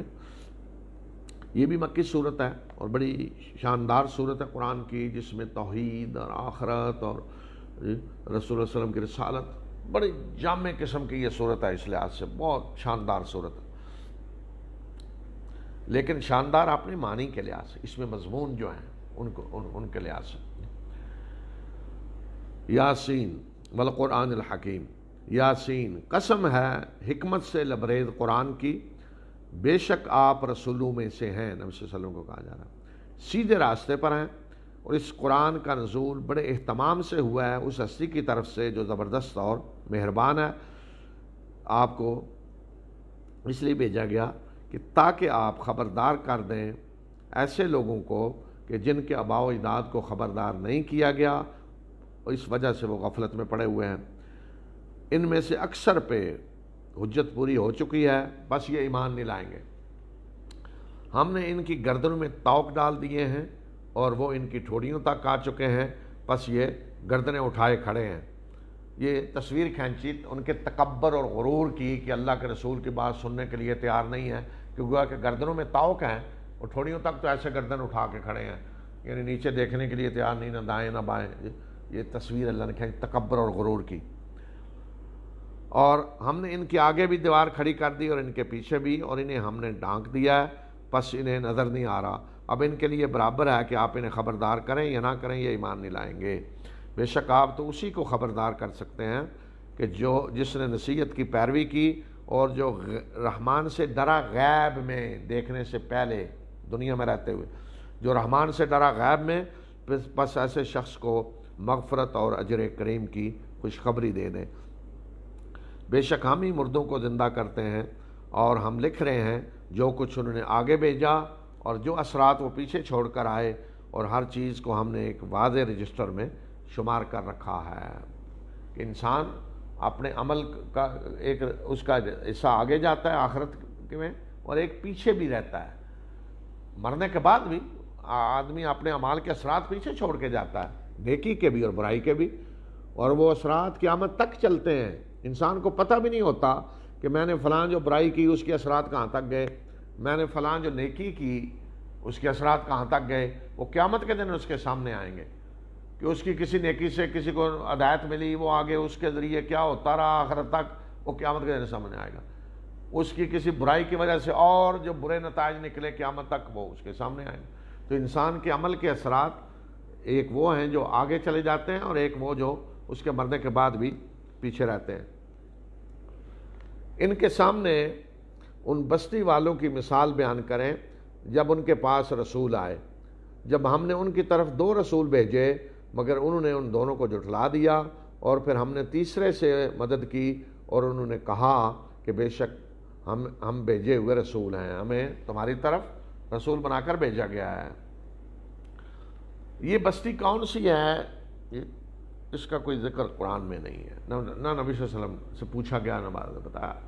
میں نے پہلے بتایا نا کہ جن قوموں کے نام اللہ تعالیٰ نے لیے ہیں رسول، جو جن کا ذکر ہے قرآن میں، یہ وہ قومیں ہیں جنہیں عرب جانتے تھے، انہیں رسولوں کا نام لیا جنہیں عرب جانتے تھے۔ جنہیں جانتے نہیں تھے نہ اس بستی کا اللہ نے نام لیا ہے نہ رسولوں کا نام لیا۔ اس لیے یاد دیکھیں، نہ رسولوں کا نام لیا نہ بستی کا نام لیا۔ کیوں؟ یہ نہیں کہ اللہ کو استغفر اللہ نہیں پتہ بستی کون سے تھی یا رسول کون سے تھے، نہیں، کیوں نام نہیں لیا؟ کہ عرب جو نہیں جانتے تھے ان رسولوں کو یا بستی کو، وہ اور زیادہ بدکتے، اور زیادہ پراپوگنڈا کرتے، دیکھیں جی کن رسولوں کے نام لے رہے ہیں، ہمیں تو نہیں پتہ کن بستیوں کے نام لے رہے ہیں۔ تو اس لیے اللہ نے صرف انہی رسولوں کا نام لیا بستیوں کا جنہیں وہ جانتے تھے۔ تو اب یہ بستی ایسی ہے، یا اللہ کے رسول وہ ہیں کہ جنہیں عرب نہیں جانتے تھے، اس لیے قرآن نے نام نہیں لیا۔ تو اللہ تعالیٰ نے جگہ جگہ دیکھے قرآن میں کہا ہے کوئی بستی ایسی نہیں جس میں رسول نہ آیا ہو، کوئی قوم ایسی نہیں جس میں رسول نہ آیا ہو۔ تو ہم نے تو یہ سمجھا ہوا ہے سارے اللہ نے رسول عربوں میں نہیں بھیجے ہیں، عربوں میں تو چند رسول آئے ہیں جی، عربوں میں تو حضرت ہود ہیں، حضرت صالح ہیں جی، اور اللہ کے آخری رسول صلی اللہ علیہ وسلم حضرت اسماعیل ہیں۔ حضرت اسماعیل تو عرب بنے، اصل عرب تو نہیں تھے، عرب بنے۔ تو اصل عرب جو ہیں وہ تو عاد اور ثمود ہیں، حضرت ہود اور حضرت صالح۔ تو اللہ کے رسولوں نے کہا کہ ہمیں تمہاری طرف رسول بنا کر بھیجا گیا۔ تو جواب میں قوم نے کہا کہ تم اس کے سوا کچھ نہیں کہ ہمارے جیسے انسان ہو، اور رحمان نے کوئی چیز نازل نہیں کی، تم محض جھوٹ بول رہے ہو۔ رسولوں نے جواب دیا کہ ہمارا رب جانتا ہے کہ ہمیں تمہاری طرف رسول بنا کر بھیجا گیا ہے، اور ہم پہ صرف اور صرف واضح پیغام پہنچا دینے کی ذمہ داری ہے۔ تو ان لوگوں نے کہا کہ ہم تو تمہیں منحوس سمجھ رہے ہیں، اپنے لیے بفال بد سمجھتے ہیں، اور اگر تم باز نہ آئے تو ہم تمہیں سنگسار کر دیں گے، اور ہماری طرف سے تمہیں دردناک عذاب ملے گا۔ اللہ کے رسولوں نے جواب دیا کہ تمہاری بدفعلی تو تمہارے اپنے ہی ساتھ لگی ہوئی ہے، کیا یہ باتیں تم اس وجہ سے کر رہے ہو کہ تمہیں یاد دہانی کرائی گئی ہے؟ بلکہ تم حد سے بڑے ہوئے لوگ ہو۔ اور شہر کے ایک کونے سے ایک شخص دوڑتا ہوا آیا اور اس نے کہا کہ میری قوم، رسولوں کی پیروی کرو، ان کی پیروی کرو کہ جو کوئی اجر نہیں مانگتے اور وہ خود بھی ہدایت یافتہ ہیں، اور مجھے کیا ہے کہ میں کیوں نہ اس ہستی کی عبادت کروں جس نے مجھے پیدا کیا اور اسی کی طرف تم لوٹائے جاؤ گے، یعنی میں کیوں نہ اس ہستی کی عبادت کروں جس نے مجھے پیدا کیا۔ تو یہ ہے اللہ کا حق عبادت، کہ کیوں اللہ کی عبادت صرف ہونی چاہیے، اس لیے کہ خالق وہ ہے، سب کچھ وہ دے رہا ہے۔ یہ وہ مومن بندہ کہہ رہا ہے کہ کیوں نہ میں اس ہستی کی عبادت کروں جس نے مجھے پیدا کیا اور اسی کی طرف تم سب لوٹائے جاؤ گے۔ کیا میں اس کو چھوڑ کر کچھ اور خدا بنا لوں کہ اگر رحمان مجھے کوئی نقصان پہنچانا چاہے تو ان کی شفاعت نہ مجھے کوئی فائدہ دے اور نہ ہی وہ مجھے چھڑا سکیں، یعنی ایسے خدا بنا لوں؟ اگر میں ایسا کروں تو پھر تو میں باز گمراہی میں مبتلا ہو گیا۔ بے شک میں تمہارے رب پہ ایمان لایا، بس میری بات سنو۔ وہ اپنی قوم کو کہہ رہا ہے۔ تو اس شخص کو انہوں نے قتل کر دیا، تو اسے اللہ نے خوشخبری دے دی کہ جنت میں داخل ہو جا۔ قیل ادخل الجنہ، اسے کہہ دیا گیا جنت میں داخل ہو جا۔ ظاہر ہے قتل کیا، شہید کیا، تو جنت کی خوشخبری۔ بعض لوگ کہتے ہیں جی زندہ ہی جنت میں چلا گیا۔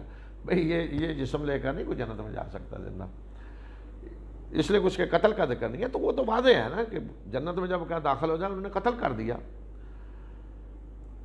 اور اسے کہہ دیا گیا کہ جنت میں داخل ہو جاؤ۔ اس نے کہا کاش کہ میری قوم جانتی ہوتی کہ میرے رب نے مجھے بخش دیا اور مجھے عزت والوں میں شامل کر دیا، مجھے ایمان کی بنیاد پہ بخش دیا، اور ہم نے اس کے بعد اس کی قوم پہ آسمان سے کوئی لشکر نازل نہیں کیا، اور نہ ہی ہمیں کو کرنے کی اجازت تھی۔ کوئی بڑے لشکروں کی ضرورت نہیں تھی انہیں عذاب دینے کے لیے، بس ایک آواز تھی، دھماکہ تھا، تو وہ بجھے پڑے رہے، یعنی انہیں ختم کر دیا گیا۔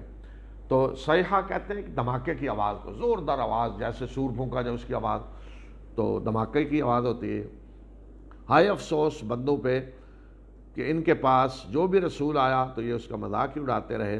کیا انہوں نے دیکھا نہیں کہ ان سے پہلے ہم نے کتنی قوموں کو ہلاک کیا کہ وہ ان کی طرف پلٹ کر آنے والے نہیں ہیں، کہ ان میں سے اب واپس آنے والا نہیں ہے، اور یہ سب کے سب ہمارے سامنے حاضر کیے جانے والے ہیں، اور ان کے لیے نشانی مردہ زمین ہے جس کو ہم نے زندہ کیا، اور اس سے ہم نے غلہ نکالا اور اس میں سے یہ کھاتے ہیں، اور ہم نے اس میں کھجوروں اور انگوروں کے باغ پیدا کیے اور اس میں چشمے جاری کر دیے تاکہ یہ اس کے پھل میں سے کھائیں، اور یہ وہ چیزیں نہیں ہیں جو ان کے ہاتھوں نے کی ہوں، ان کے ہاتھوں کا کام نہیں ہے یہ، کیا یہ شکر ادا نہیں کرتے؟ یعنی یہ ساری چیزیں ہم نے اگائی ہیں، اس میں ان کے ہاتھوں کا کوئی دخل نہیں ہے کہ انہوں نے یہ سارا کچھ کیا ہو۔ پاک ہے وہ ہستی کہ جس نے ہر قسم کے جوڑے پیدا کیے، ان چیزوں میں سے بھی جنہیں زمین اگاتی ہے، اور ان کے اپنے اندر سے بھی، اور ان سے بھی جنہیں یہ نہیں جانتے، اور بھی کیا کیا ہے جہاں اللہ تعالیٰ نے جوڑے پیدا کیے۔ اور ان کے لیے نشانی ہے رات کہ اس کے سے ہم جب دن کو کھینچ لیتے ہیں تو وہ تاریک ہو جاتی ہے۔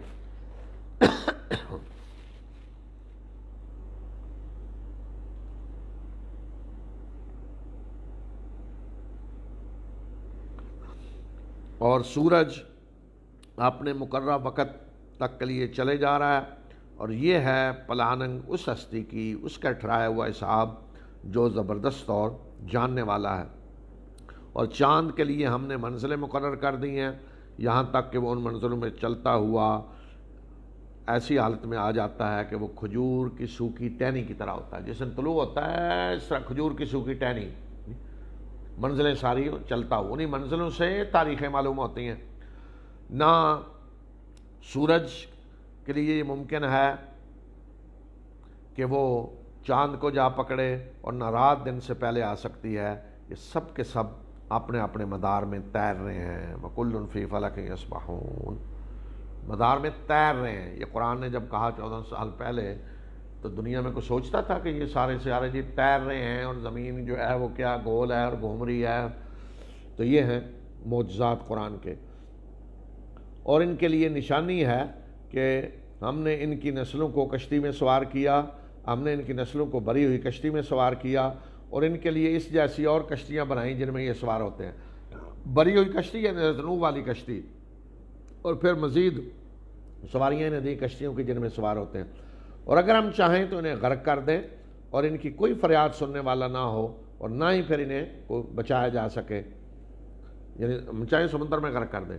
یہ صرف اور صرف ہماری طرف سے رحمت ہے کہ یہ سب کشتیاں انہیں لے کر چل رہی ہیں اور ایک خاص مدت تک انہیں دنیا کا فائدہ پہنچانا ہے۔ اور جب انہیں کہا جاتا ہے کہ ڈرو اس سے جو تمہارے آگے ہے اور جو تمہارے پیچھے ہے تاکہ تم پر رحم کیا جائے، تو گویا کہ یہ کوئی سبق نہیں حاصل کرتے، اور ان کے پاس ان کے رب کی نشانیوں میں سے جو بھی نشانی آتی ہے تو یہ اس سے منہ موڑے ہوئے ہیں۔ اور جب انہیں کہا جاتا ہے کہ خرچ کرو اس میں سے جو اللہ نے تمہیں رزق دیا، تو جنہوں نے کفر کیا وہ ایمان لانے والوں سے کہتے ہیں کہ کیا ہم ان کو کھلائیں کہ جن کو اگر اللہ چاہتا تو کھلا لیتا، بے شک تم ایک واضح گمراہی میں مبتلا ہو۔ یہ ایک فلسفہ بڑا عجیب انہوں نے بنایا۔ انہوں نے کہا جی کہ اللہ کے خزانوں میں کوئی کمی تو نہیں ہے، تو اللہ نے اگر کسی کو فقیر بنایا ہے تو اللہ رہنے دینا، اللہ نے فقیر رکھا ہے اسے، تو تم کیوں اسے کھلا رہے ہو جا کے؟ تو کہتے ہیں اگر اللہ کھلانا چاہتا کھلا لیتا، تو اللہ نے نہیں کھلایا تو تم کیوں کھلا رہے ہو جا کے اسے؟ گویا کہ وہ سمجھتے تھے کہ دنیا میں جس کو اللہ نے فقیر بنایا ہے جی وہ سزا کے طور پہ ہے، اور جس کو دولت دی ہے وہ اللہ اس سے راضی ہے، تو جس کو اللہ نے فقیر بنایا ہے خود نہیں کھلا رہا، تم کیوں کھلاتے ہو؟ یہ فلسفہ تھا ان کا۔ اور یہ کہتے ہیں کہ وہ وعدہ کب پورا ہوگا اگر تم سچے ہو، یعنی قیامت۔ یہ نہیں انتظار کر رہے مگر ایک آواز کا، ایک دھماکے کا جو انہیں آپ پکڑے گا اس حال میں کہ وہ آپس میں جھگڑ رہے ہوں گے، بحثیں کر رہے ہوں گے، تو نہ تو یہ کوئی وصیت کر سکیں گے اور نہ اپنے گھر والوں کی طرف ہی پلٹ سکیں گے۔ اور سور میں پھونکا جائے گا تو یک یک دیکھتے ہی دیکھتے یہ سب کے سب اپنی قبروں سے نکل کر اپنے رب کی طرف دوڑ پڑیں گے اور کہیں گے کہ ہائے ہماری بدبختی، ہماری خوابگاہوں سے کس نے ہمیں اٹھایا؟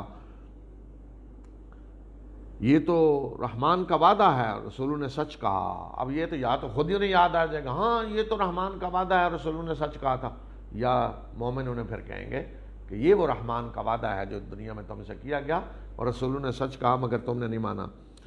یہ بس ایک آواز ہوگی اور یہ سارے کے سارے ہمارے سامنے حاضر کر دیے جائیں گے، ایک آواز پہ سب ایک لمحے میں حاضر کر دیے جائیں گے۔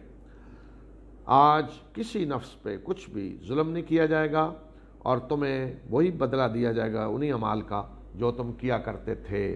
بے شک آج جنت والے بڑے مزے کے کاموں میں مشغول ہیں، جی اللہ نے جو نعمتیں دی ان میں مشغول ہیں، مزے کر رہے ہیں۔ وہ اور ان کی بیویاں سایوں میں بلند نشستوں پہ ٹیک لگائے بیٹھے ہیں، ان کے لیے ان باغوں میں میوے ہیں اور ان کے لیے وہ سب کچھ ہے جو وہ طلب کریں، جو مانگیں سب کچھ انہیں مل رہا ہے، اور انہیں رب رحیم کی طرف سے سلام کہلوایا جا رہا ہے۔ سب سے بڑی نعمت اللہ سلام بھیج رہا ہے انہیں، اہل جنت کو۔ اور آخرت کا وہ منظر جی جس دن سب اللہ کے سامنے پیش ہوں گے۔ اے مجرموں آج تم الگ ہو جاؤ، سارے کھڑے ہیں اللہ طرف، مجرموں آج الگ ہو جاؤ۔ اے آدم کی اولاد، کیا میں نے تمہیں یہ تاکید نہیں کی تھی کہ تم شیطان کی عبادت نہ کرنا؟ بے شک وہ تمہارا وعدے دشمن ہے، اور یہ کہ میری عبادت کرنا، میری عبادت کرو، یہ ہے سیدھا راستہ۔ کیا میں نے تمہیں یہ حکم نہیں دیا تھا؟ اس نے تو تم میں سے ایک خلق کثیر کو گمراہ کر دیا، کیا تم عقل سے کام نہیں لیتے تھے؟ لیکن اصل چیز جس پہ سارے امتحان کا دار و مدار ہے عقل، یہ تو اللہ تعالیٰ فرمائے کیا تم عقل سے کام نہیں لیتے؟ خلق کثیر کو گمراہ کر گیا۔ یہ ہے وہ جہنم کہ جس کا تم سے وعدہ کیا گیا تھا، اب داخل ہو جاؤ اس میں، آج اس میں داخل ہو جاؤ۔ اس کفر کی وجہ سے جو تم کیا کرتے تھے، آج ہم ان کے منہ پہ مور لگا دیں گے اور ان کے ہاتھ ہم سے باتیں کریں گے اور ان کے پاؤں ان کرتوتوں کی گواہی دیں گے جو یہ کیا کرتے تھے۔ اور اگر ہم چاہیں تو ان کی آنکھوں کو موند دیں اور یہ رستے کی طرف آگے بڑھیں تو کہاں سے رستہ انہیں نظر آئے، اور اگر ہم چاہیں تو ان کی جگہوں پہ انہیں مسخ کر دیں اور پھر نہ یہ آگے چل سکیں اور نہ پیچھے پلٹ سکیں۔ اور جسے ہم لمبی عمر دیتے ہیں تو اس کی خلقت میں ہم کمی کر دیتے ہیں، یعنی کمزوریاں شروع ہو جاتی ہیں بندے کی۔ کیا یہ عقل سے کام نہیں لیتے؟ اس سے انہیں سمجھ نہیں آتی جی کہ قدرت اللہ کے ہاتھ میں ہے۔ اور ہم نے انہیں یعنی نبی صلی اللہ علیہ وسلم کو شعر نہیں سکھلایا، اور نہ ہی یہ ان کی شان کے لائق ہے۔ اللہ کے رسولوں کی شان یہ نہیں کہ وہ شعر سنائیں، یہ تو صرف اور صرف یاد دہانی ہے، اور قرآن ہے جو اپنا مدعا واضح بیان کر رہا ہے تاکہ اس شخص کو خبردار کر دیا جائے جو زندہ ہے، اور کافروں پہ حجت پوری ہو جائے۔ یعنی یہ قرآن واضح حکم بیان کر رہا ہے لِيُنذِرَ مَنْ كَانَ حَيًّا، تاکہ یہ خبردار کر دے اس کو جو زندہ ہے، یعنی اسے آگاہ کر دیا جائے۔ جو زندہ سے مراد یہاں وہ زندہ نہیں کہ مردے کے مقابلے میں، یعنی جس کے اندر زندگی ہے، سنتا ہے، غور و فکر کرتا ہے جی، ورنہ کئی زندہ ہوتے ہیں لیکن زندہ ہوتے ہوئے مردہ۔ اور کافروں پہ حجت پوری ہو جائے۔ کیا انہوں نے دیکھا نہیں کہ ہم نے اپنے ہاتھوں کی بنائی ہوئی چیزوں میں سے ان کے لیے مویشی بنائے ہیں، اور یہ اب ان کے مالک بنے پھرتے ہیں، اور ہم نے یہ مویشی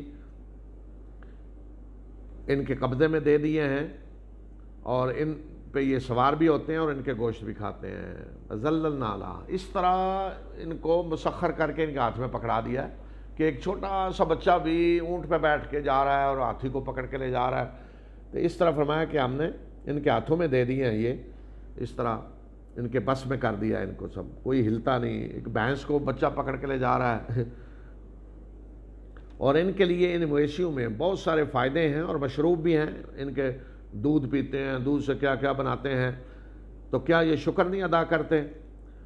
اور انہوں نے اللہ کے سوا الہ بنا رکھے ہیں تاکہ ان کی مدد کی جائے، تاکہ وہ الہ ان کی مدد کریں، تاکہ ان کی مدد کی جائے، تو وہ ان کی مدد کی طاقت نہیں رکھتے، بلکہ یہ ان کے حاضر باش لشکر بنے ہوئے ہیں۔ وہ تو ان کی مدد نہیں، یہ ان کے لشکر بنے ہوئے ہیں۔ اور ان کی بات آپ کو غمگین نہ کرے، بے شک ہم جانتے ہیں جو یہ چھپاتے ہیں اور جو یہ اعلانیاں کرتے ہیں۔ کیا انسان نے دیکھا نہیں کہ ہم نے اسے ایک بوند سے پیدا کیا، تو پھر دیکھتے ہی دیکھتے وہ ایک جھگڑالو بن کے کھڑا ہو گیا، ہمارے ہی خلاف باتیں کر رہا ہے، بحثیں کر رہا ہے، اور اس نے ہمارے لیے ایک مثال دی اور اپنے آپ کو بھول گیا اور کہا کہ اس ہڈی کو کون زندہ کرے گا جب کہ یہ خاک بن چکی ہوگی۔ ایک مشرک لایا ہڈی نکال کر، جی اس کو کون زندہ کرے گا جب یہ بوسیدہ ہو چکی ہے؟ اسے کہہ دیں کہ اسے وہی ہستی زندہ کرے گی جس نے پہلی مرتبہ اس کو پیدا کیا، اور وہ خلق کے کام کو، تخلیق کے کام کو جانتا ہے۔ وہی ہے جس نے تمہارے لیے سبز درخت سے آگ پیدا کی اور اس آگ سے تمہارے چولہے روشن ہوتے ہیں۔ اب یعنی ایک سبز درخت ہے، اس سوکھتا ہے تو آگ، یہ بھی مطلب ہے۔ اور ایسے بھی کوئی درخت ہیں سبز کہ ان کی ٹہنیاں ایک دوسرے سے ملائیں تو ان سے آگ نکلتی ہے۔ کیا وہ جس نے آسمانوں اور زمین کو پیدا کیا وہ اس پہ قدرت نہیں رکھتا کہ وہ ان جیسوں کو پیدا کرے؟ کیوں نہیں، بلکہ وہ بڑا ہی ماہر تخلیق اور جاننے والا ہے۔ وہ بڑا تخلیق کا ماہر ہے اور ہر چیز کو جاننے والا ہے۔ وہ جب کسی چیز کا ارادہ کرتا ہے تو صرف اس کا یہ حکم دینا ہوتا ہے کہ ہو جا، اور وہ ہو جاتا ہے۔ تو اسے کو کام کرنے کے لیے کوئی لمبے چوڑے انتظامات نہیں، کن کا آرڈر ہے اور ہو جائے گا۔ تو جو ارادہ وہ کرے گا ایک لمحے کے اندر وجود میں آ جائے گا۔ بس پاک ہے وہ ہستی کہ جس کے ہاتھ میں ہر چیز کی بادشاہی ہے، ہر چیز کے اختیارات ہیں، جس کے پاس طاقت ہے، اور اسی کی طرف تم پلٹا کے لائے جاؤ گے۔ کوئی چیز نہیں ہے دنیا میں جس کی کنجی کسی اور کے پاس ہو، اختیار کسی اور کے پاس ہو۔ تو فرمایا کہ جس کی حکومت، اقتدار، اختیار اس کا اللہ کے پاس نہ ہو، کوئی چیز نہیں ہے، سب اسی کے ہاتھ میں ہے، اور اسی کے آگے پیش ہونا ہے تم نے۔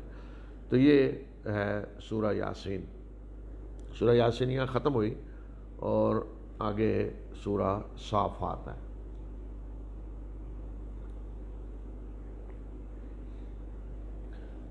سورہ صافات بھی مکی صورت ہے، اور اس کا نام پہلی آیت میں صافات کا جو لفظ ہے اس کی بنیاد پہ رکھا گیا ہے۔ قسم ہے صفیں باندھے ہوئے فرشتوں کی، اور قسم ہے ان فرشتوں کی جو ڈانٹتے ہیں، اور قسم ہے ان فرشتوں کی جو ذکر کی تلاوت کرتے ہیں۔ بے شک تمہارا الہ ایک ہی ہے، وہ جو آسمانوں اور زمین اور ان کے درمیان کی تمام چیزوں کا رب ہے، اور جو مشرقوں کا رب ہے۔ یہ جو قسم ہے نا، تو قسم اللہ تعالیٰ نے قرآن میں جن چیزوں کو کھائی ہے تو اس لیے نہیں کہ وہ مقدس چیزیں ہیں، قسم کھائی ہے کہ وہ گواہ ہیں، یہ چیز گواہ ہے جس کی اللہ قسم کھا رہا ہے۔ تو یہاں بھی فرشتوں کو یہ صفات بتائیں، یہ سب گواہ ہیں کہ تمہارا الہ ایک ہے، اور وہ کون ہے؟ آسمان و زمین اور درمیان کی تمام چیزوں، مشرقوں کا رب۔ یہ مشرق ہمارے سورج کی یہ مشرق ہے نا، تو اب تو پتہ چلا نا کتنے نظام شمسی ہیں۔ تو مشرق کا مطلب کیا ہے؟ سورج طلوع ہونے کی جگہ، تو ہر سورج کی طلوع ہونے کی جگہ ہے، تو مشرقیں تو بے حساب ہیں، اسی طرح مغرب بھی بے حساب ہیں۔ بے شک ہم نے آسمان دنیا کو ستاروں کی زینت سے مزین کر دیا، قریب کے آسمان کو، اور اسے محفوظ کر دیا ہے ہر قسم کے شیطان مردود سے، بس وہ ملائے اللہ کی سن کو نہیں لے سکتے، اور ہر جانب سے انہیں دھتکارنے کے لیے مارا جاتا ہے، اور ان کے لیے پہم مسلسل عذاب ہے، الا یہ کہ کوئی کسی چیز کو اچک لے اور پھر اس شاب ثاقب اس کا پیچھا کرتا ہے۔ کوئی کچھ چیز سن کن تھوڑی لے کے بھاگنے کی کوشش کرے تو شاب ثاقب اس کے پیچھے آتا ہے۔ آپ تو تعجب کر رہے ہیں اور یہ مذاق کر رہے ہیں، یعنی آپ اللہ کی نشانیاں دیکھ کے اس پہ تعجب کر رہے ہیں اور یہ مذاق کر رہے ہیں، اور جب انہیں نصیحت کی جاتی ہے تو اس سے کوئی نصیحت حاصل نہیں کرتے، اور جب یہ کوئی نشانی دیکھتے ہیں تو یہ مذاق اڑاتے ہیں اور کہتے ہیں کہ یہ تو واضح جادو ہے۔ کیا جب ہم مر کر مٹی ہو جائیں گے اور ہڈیوں کو پنجر رہ جائیں گے تو کیا ہمیں دوبارہ اٹھایا جائے گا؟ کیا ہمارے پہلے آباء و اجداد کو بھی اٹھایا جائے گا؟ کہہ دیجئے کہ ہاں، تمہیں اٹھایا بھی جائے گا اور تم ذلیل بھی ہو کر آؤ گے اس وقت۔ بے شک یہ ایک ڈانٹ ہوگی، ایک آواز ہوگی، اور یکا یک یہ اٹھ کر دیکھنے لگیں گے اور کہیں گے کہ ہائے ہمارے بدبختی، یہ تو جزا و سزا کا دن ہے، یہ تو وہ فیصلے، یہ تو انہیں جواب میں کہا جائے گا یہ ہے وہ فیصلے کا دن کہ جسے تم جھٹلایا کرتے تھے۔ اکٹھا کر کے لاؤ ظالموں کو اور ان کے ہم مشربوں کو اور ان کو جن کی یہ عبادت کیا کرتے تھے اللہ کے سوا، یعنی معبود، اور انہیں جہنم کا راستہ دکھاؤ اور انہیں روکو، ان سے کچھ پوچھنا ہے، جا رہے ہیں جہنم فرمایا انہیں روک لو، ان سے کچھ باتیں پوچھنی ہیں، رکو ذرا، اچھا باتیں کیا پوچھنی ہیں؟ ان کے اس وقت دیکھ کر کہا جائے گا کہ کیا بات ہے، آج تم ایک دوسرے کی مدد نہیں کر رہے، نہ پیشوا پیروکاروں کی، نہ وہ ان کی، بلکہ آج تو یہ بڑے فرمانبردار بنے ہوئے ہیں، اور یہ ایک دوسرے کی طرف متوجہ ہو کر آپس میں بات کریں گے، یعنی پیروکار اور مرید یا معبود جو تھے اور پوجنے والے، وہ کہیں گے کہ بے شک تم ہمارے پاس دائیں طرف سے آتے تھے، تو وہ جواب میں کہیں گے کہ بلکہ تم مومن نہیں تھے، جنہوں نے گمراہ کیا ان کو تم آ کے ہمیں گمراہ کرتے ہو، کہتے نہیں تم خود مومن نہیں تھے اور ہمیں کو تمہارے اوپر کوئی اختیار نہیں تھا، بلکہ تم خود سرکش لوگ تھے، تو اب ہم پر ہمارے رب کی بات پوری ہو گئی، یعنی عذاب کے ہم مستحق ہو گئے، بس ہم اب عذاب کا مزہ چکھنے والے ہیں، بس ہم نے تمہیں گمراہ کیا، بے شک ہم گمراہ تھے، یعنی اب اس طرح کی باتوں کا کوئی فائدہ نہیں، اب عذاب کا فیصلہ ہو گیا۔ بے شک اس روز یہ سب کے سب عذاب میں مشترک ہوں گے، سب شریک ہوں گے۔ بے شک اسی طرح ہم مجرموں کے ساتھ معاملہ کرتے ہیں، بے شک یہ لوگ ایسے تھے کہ جب ان کے سامنے کہا جاتا کہ اللہ کے سوا کوئی الہ نہیں ہے تو یہ تکبر کرتے تھے اور یہ کہتے تھے کہ کیا ہم ایک شاعر اور مجنون کے کہنے پہ اپنے الہوں کو چھوڑ دیں؟ تو جواب میں فرمایا کہ جسے شاعر اور مجنون کہہ رہے ہیں بلکہ وہ ان کے پاس حق لے کر آیا اور اس نے رسولوں کی تصدیق کی، بے شک اے مجرموں، بے شک تم دردناک عذاب کا مزہ چکھنے والے ہو، اور تمہیں اسی چیز کا بدلہ دیا جائے گا جو کچھ تم کیا کرتے تھے، بس اللہ کے چنے ہوئے بندے ہی اس سے محفوظ رہیں گے، اس عذاب سے محفوظ رہیں گے۔ ان کے لیے ایک معین رزق ہوگا، میوے، اور وہ بڑی عزت سے ہوں گے، نعمت بھرے باغوں میں، بلند نشستوں میں ایک دوسرے کے آمنے سامنے بیٹھے ہوں گے، اور شراب کے چشمہ سے ساغر بھر بھر کر ان کے آگے گردش کرائے جا رہے ہوں گے، یعنی چشمہ سے شراب لا کر آرے کے آگے پیش کی جا رہی ہے، پلانے والے پیش کر رہے ہیں، گردش کر رہے ہیں ساغر ان کے سامنے، ایسی سفید شراب کہ جو پینے والوں کے لیے باعث لذت ہوگی، اس کو پینے سے نہ کو انہیں تکلیف ہوگی اور نہ ان کی عقل میں کوئی فطور آئے گا، نہ کوئی جسمانی تکلیف ہوگی اور نہ عقل میں کوئی فطور آئے گا کہ پی کر جو ہے وہ ہوش ٹھکانے نہ رہے۔ اور ان کے پاس نگاہیں بچانے والی خوبصورت آنکھوں والی بیویاں ہوں گی، گویا کہ وہ انڈے کے اندر کی جھلی ہیں۔ انڈے اوپر سے چھلکا ہوتا ہے نا، اندر جو جھلی ہوتی ہے بڑی خوبصورت باریک، گویا کہ وہ انڈے کے اندر کی جھلی ہیں، اور وہ ایک دوسرے کی طرف متوجہ ہو کر ایک دوسرے سے سوال کریں گے۔ ان میں سے ایک کہنے والا کہے گا کہ دنیا میں میرا ایک ساتھی ہوا کرتا تھا، میرا پڑوسی، یا میرا اکٹھے ہم دفتر میں کام کرتے تھے، یعنی جو مجھے ملتا جلتا تھا، دنیا میں میرا ایک ساتھی ہوا کرتا تھا جو کہتا تھا کہ تم بھی تصدیق کرنے والوں میں سے ہو کہ کیا جب ہم مر کر مٹی ہو جائیں گے اور ہڈیوں کا پنجر رہ جائیں گے تو ہمیں مرنے کے بعد تو ہمیں جزا و سزا کے لیے اٹھایا جائے گا؟ یعنی وہ مجھے کہتا تھا تم بھی یہ مولویانہ باتیں مانتے ہو، یہ جنت منت کا چکر اور دوزخ یہ۔ تو وہ اب جنتی اہل ایمان میں سے وہ کیا کہے گا کہ کیا تم اس کو دیکھنا چاہتے ہو، آج کدھر ہے وہ؟ تو وہ جھانک کر اسے دیکھے گا تو دیکھے گا سیدھا جہنم کے اندر پڑا ہے عین وسط میں۔ تو وہ اسے مخاطب کر کے کہے گا وہ جنتی کہ اللہ کی قسم قریب تھا کہ تو میرا بھی بیڑا غرق کر دیتا، دنیا میں مجھے بھی گمراہ کر دیتا، ستیہ ناش کر دیتا، اور اگر میرے رب کی نعمت نہ ہوتی مجھ پہ، میرے رب کا مجھ پہ فضل نہ ہوتا تو میں بھی آج ان لوگوں میں سے ہوتا جنہیں آج مجرموں کے حیثیت سے حاضر کر کے لایا جا رہا ہے۔ پھر وہ جنتی خوشی سے پکار رہا ہوگا کہ کیا اب ہمیں کو موت تو نہیں آنے والی؟ اب کوئی موت نہیں سوائے اس موت کے جو پہلے آ گئی، اور نہ ہی ہمیں کو عذاب دیا جائے گا۔ یہ تو بہت بڑی کامیابی ہے۔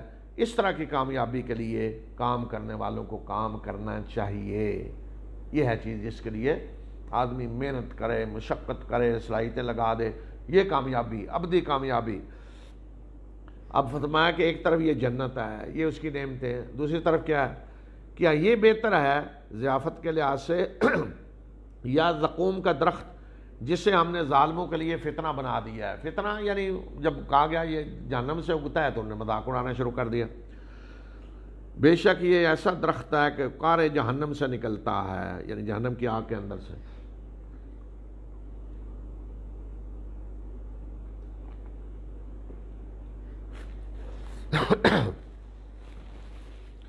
اس کے شگوفے ایسے ہوتے ہیں گویا کہ شیاطین کے سر ہیں۔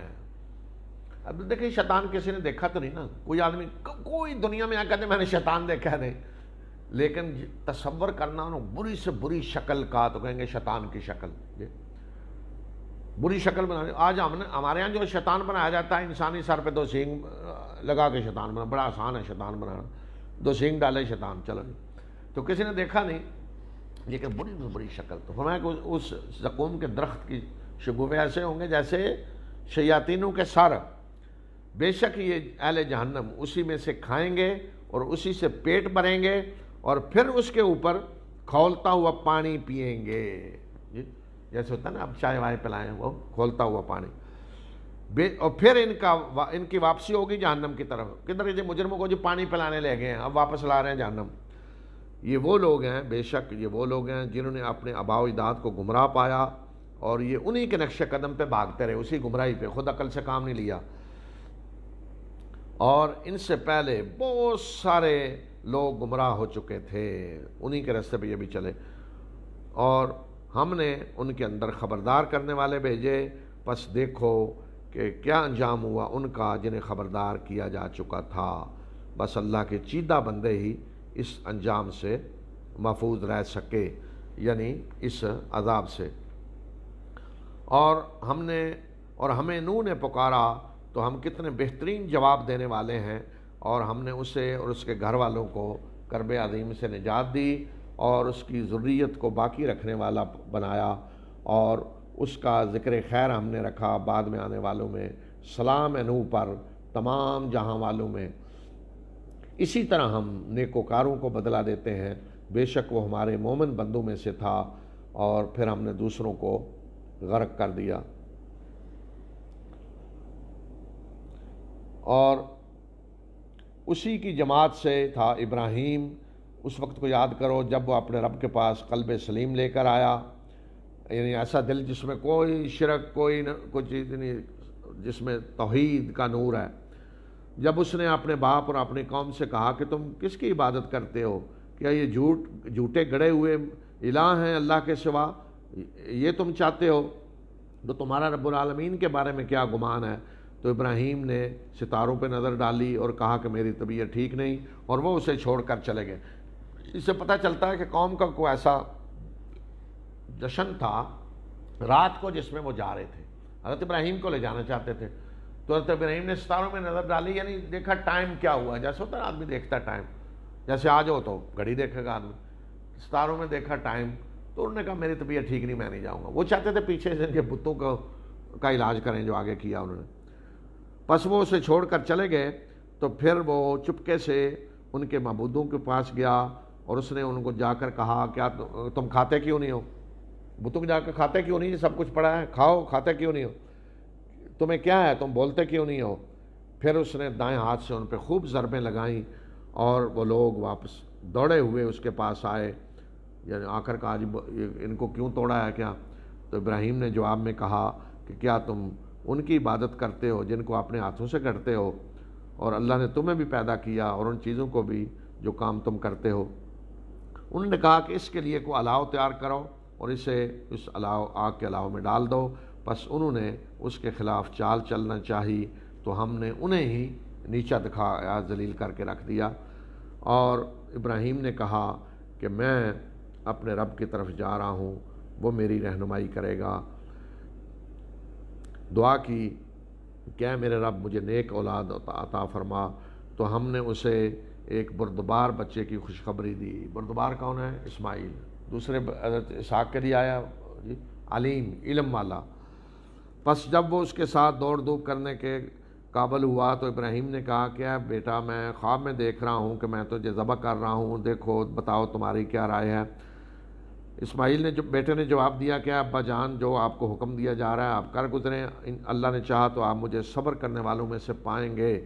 پھر جب ان دونوں نے، ابراہیم اور اسماعیل دونوں باپ بیٹے نے سر تسلیم خم کر دیا، یعنی اللہ کے حکم پورا کرنے کے لیے تیار ہو گئے، اور ابراہیم نے بیٹے کو پیشانی کے بل لٹا دیا، تو ہم نے آواز دی کہ ابراہیم تو نے خواب سچا کر دکھایا، بے شک ہم اسی طرح بدلہ دیتے ہیں نیکوکاروں کو، بے شک یہ بہت واضح آزمائش ہے۔ اور ہم نے اس بچے کو ایک عظیم قربانی کے بدلے چھڑا لیا، اور ہم نے اس کا ذکر توصیف خیر چھوڑا پیچھے آنے والوں میں، سلام ہے ابراہیم پر، اسی طرح ہم محسنین کو بدلہ دیا کرتے ہیں، بے شک وہ ہمارے مومن بندوں میں سے تھا۔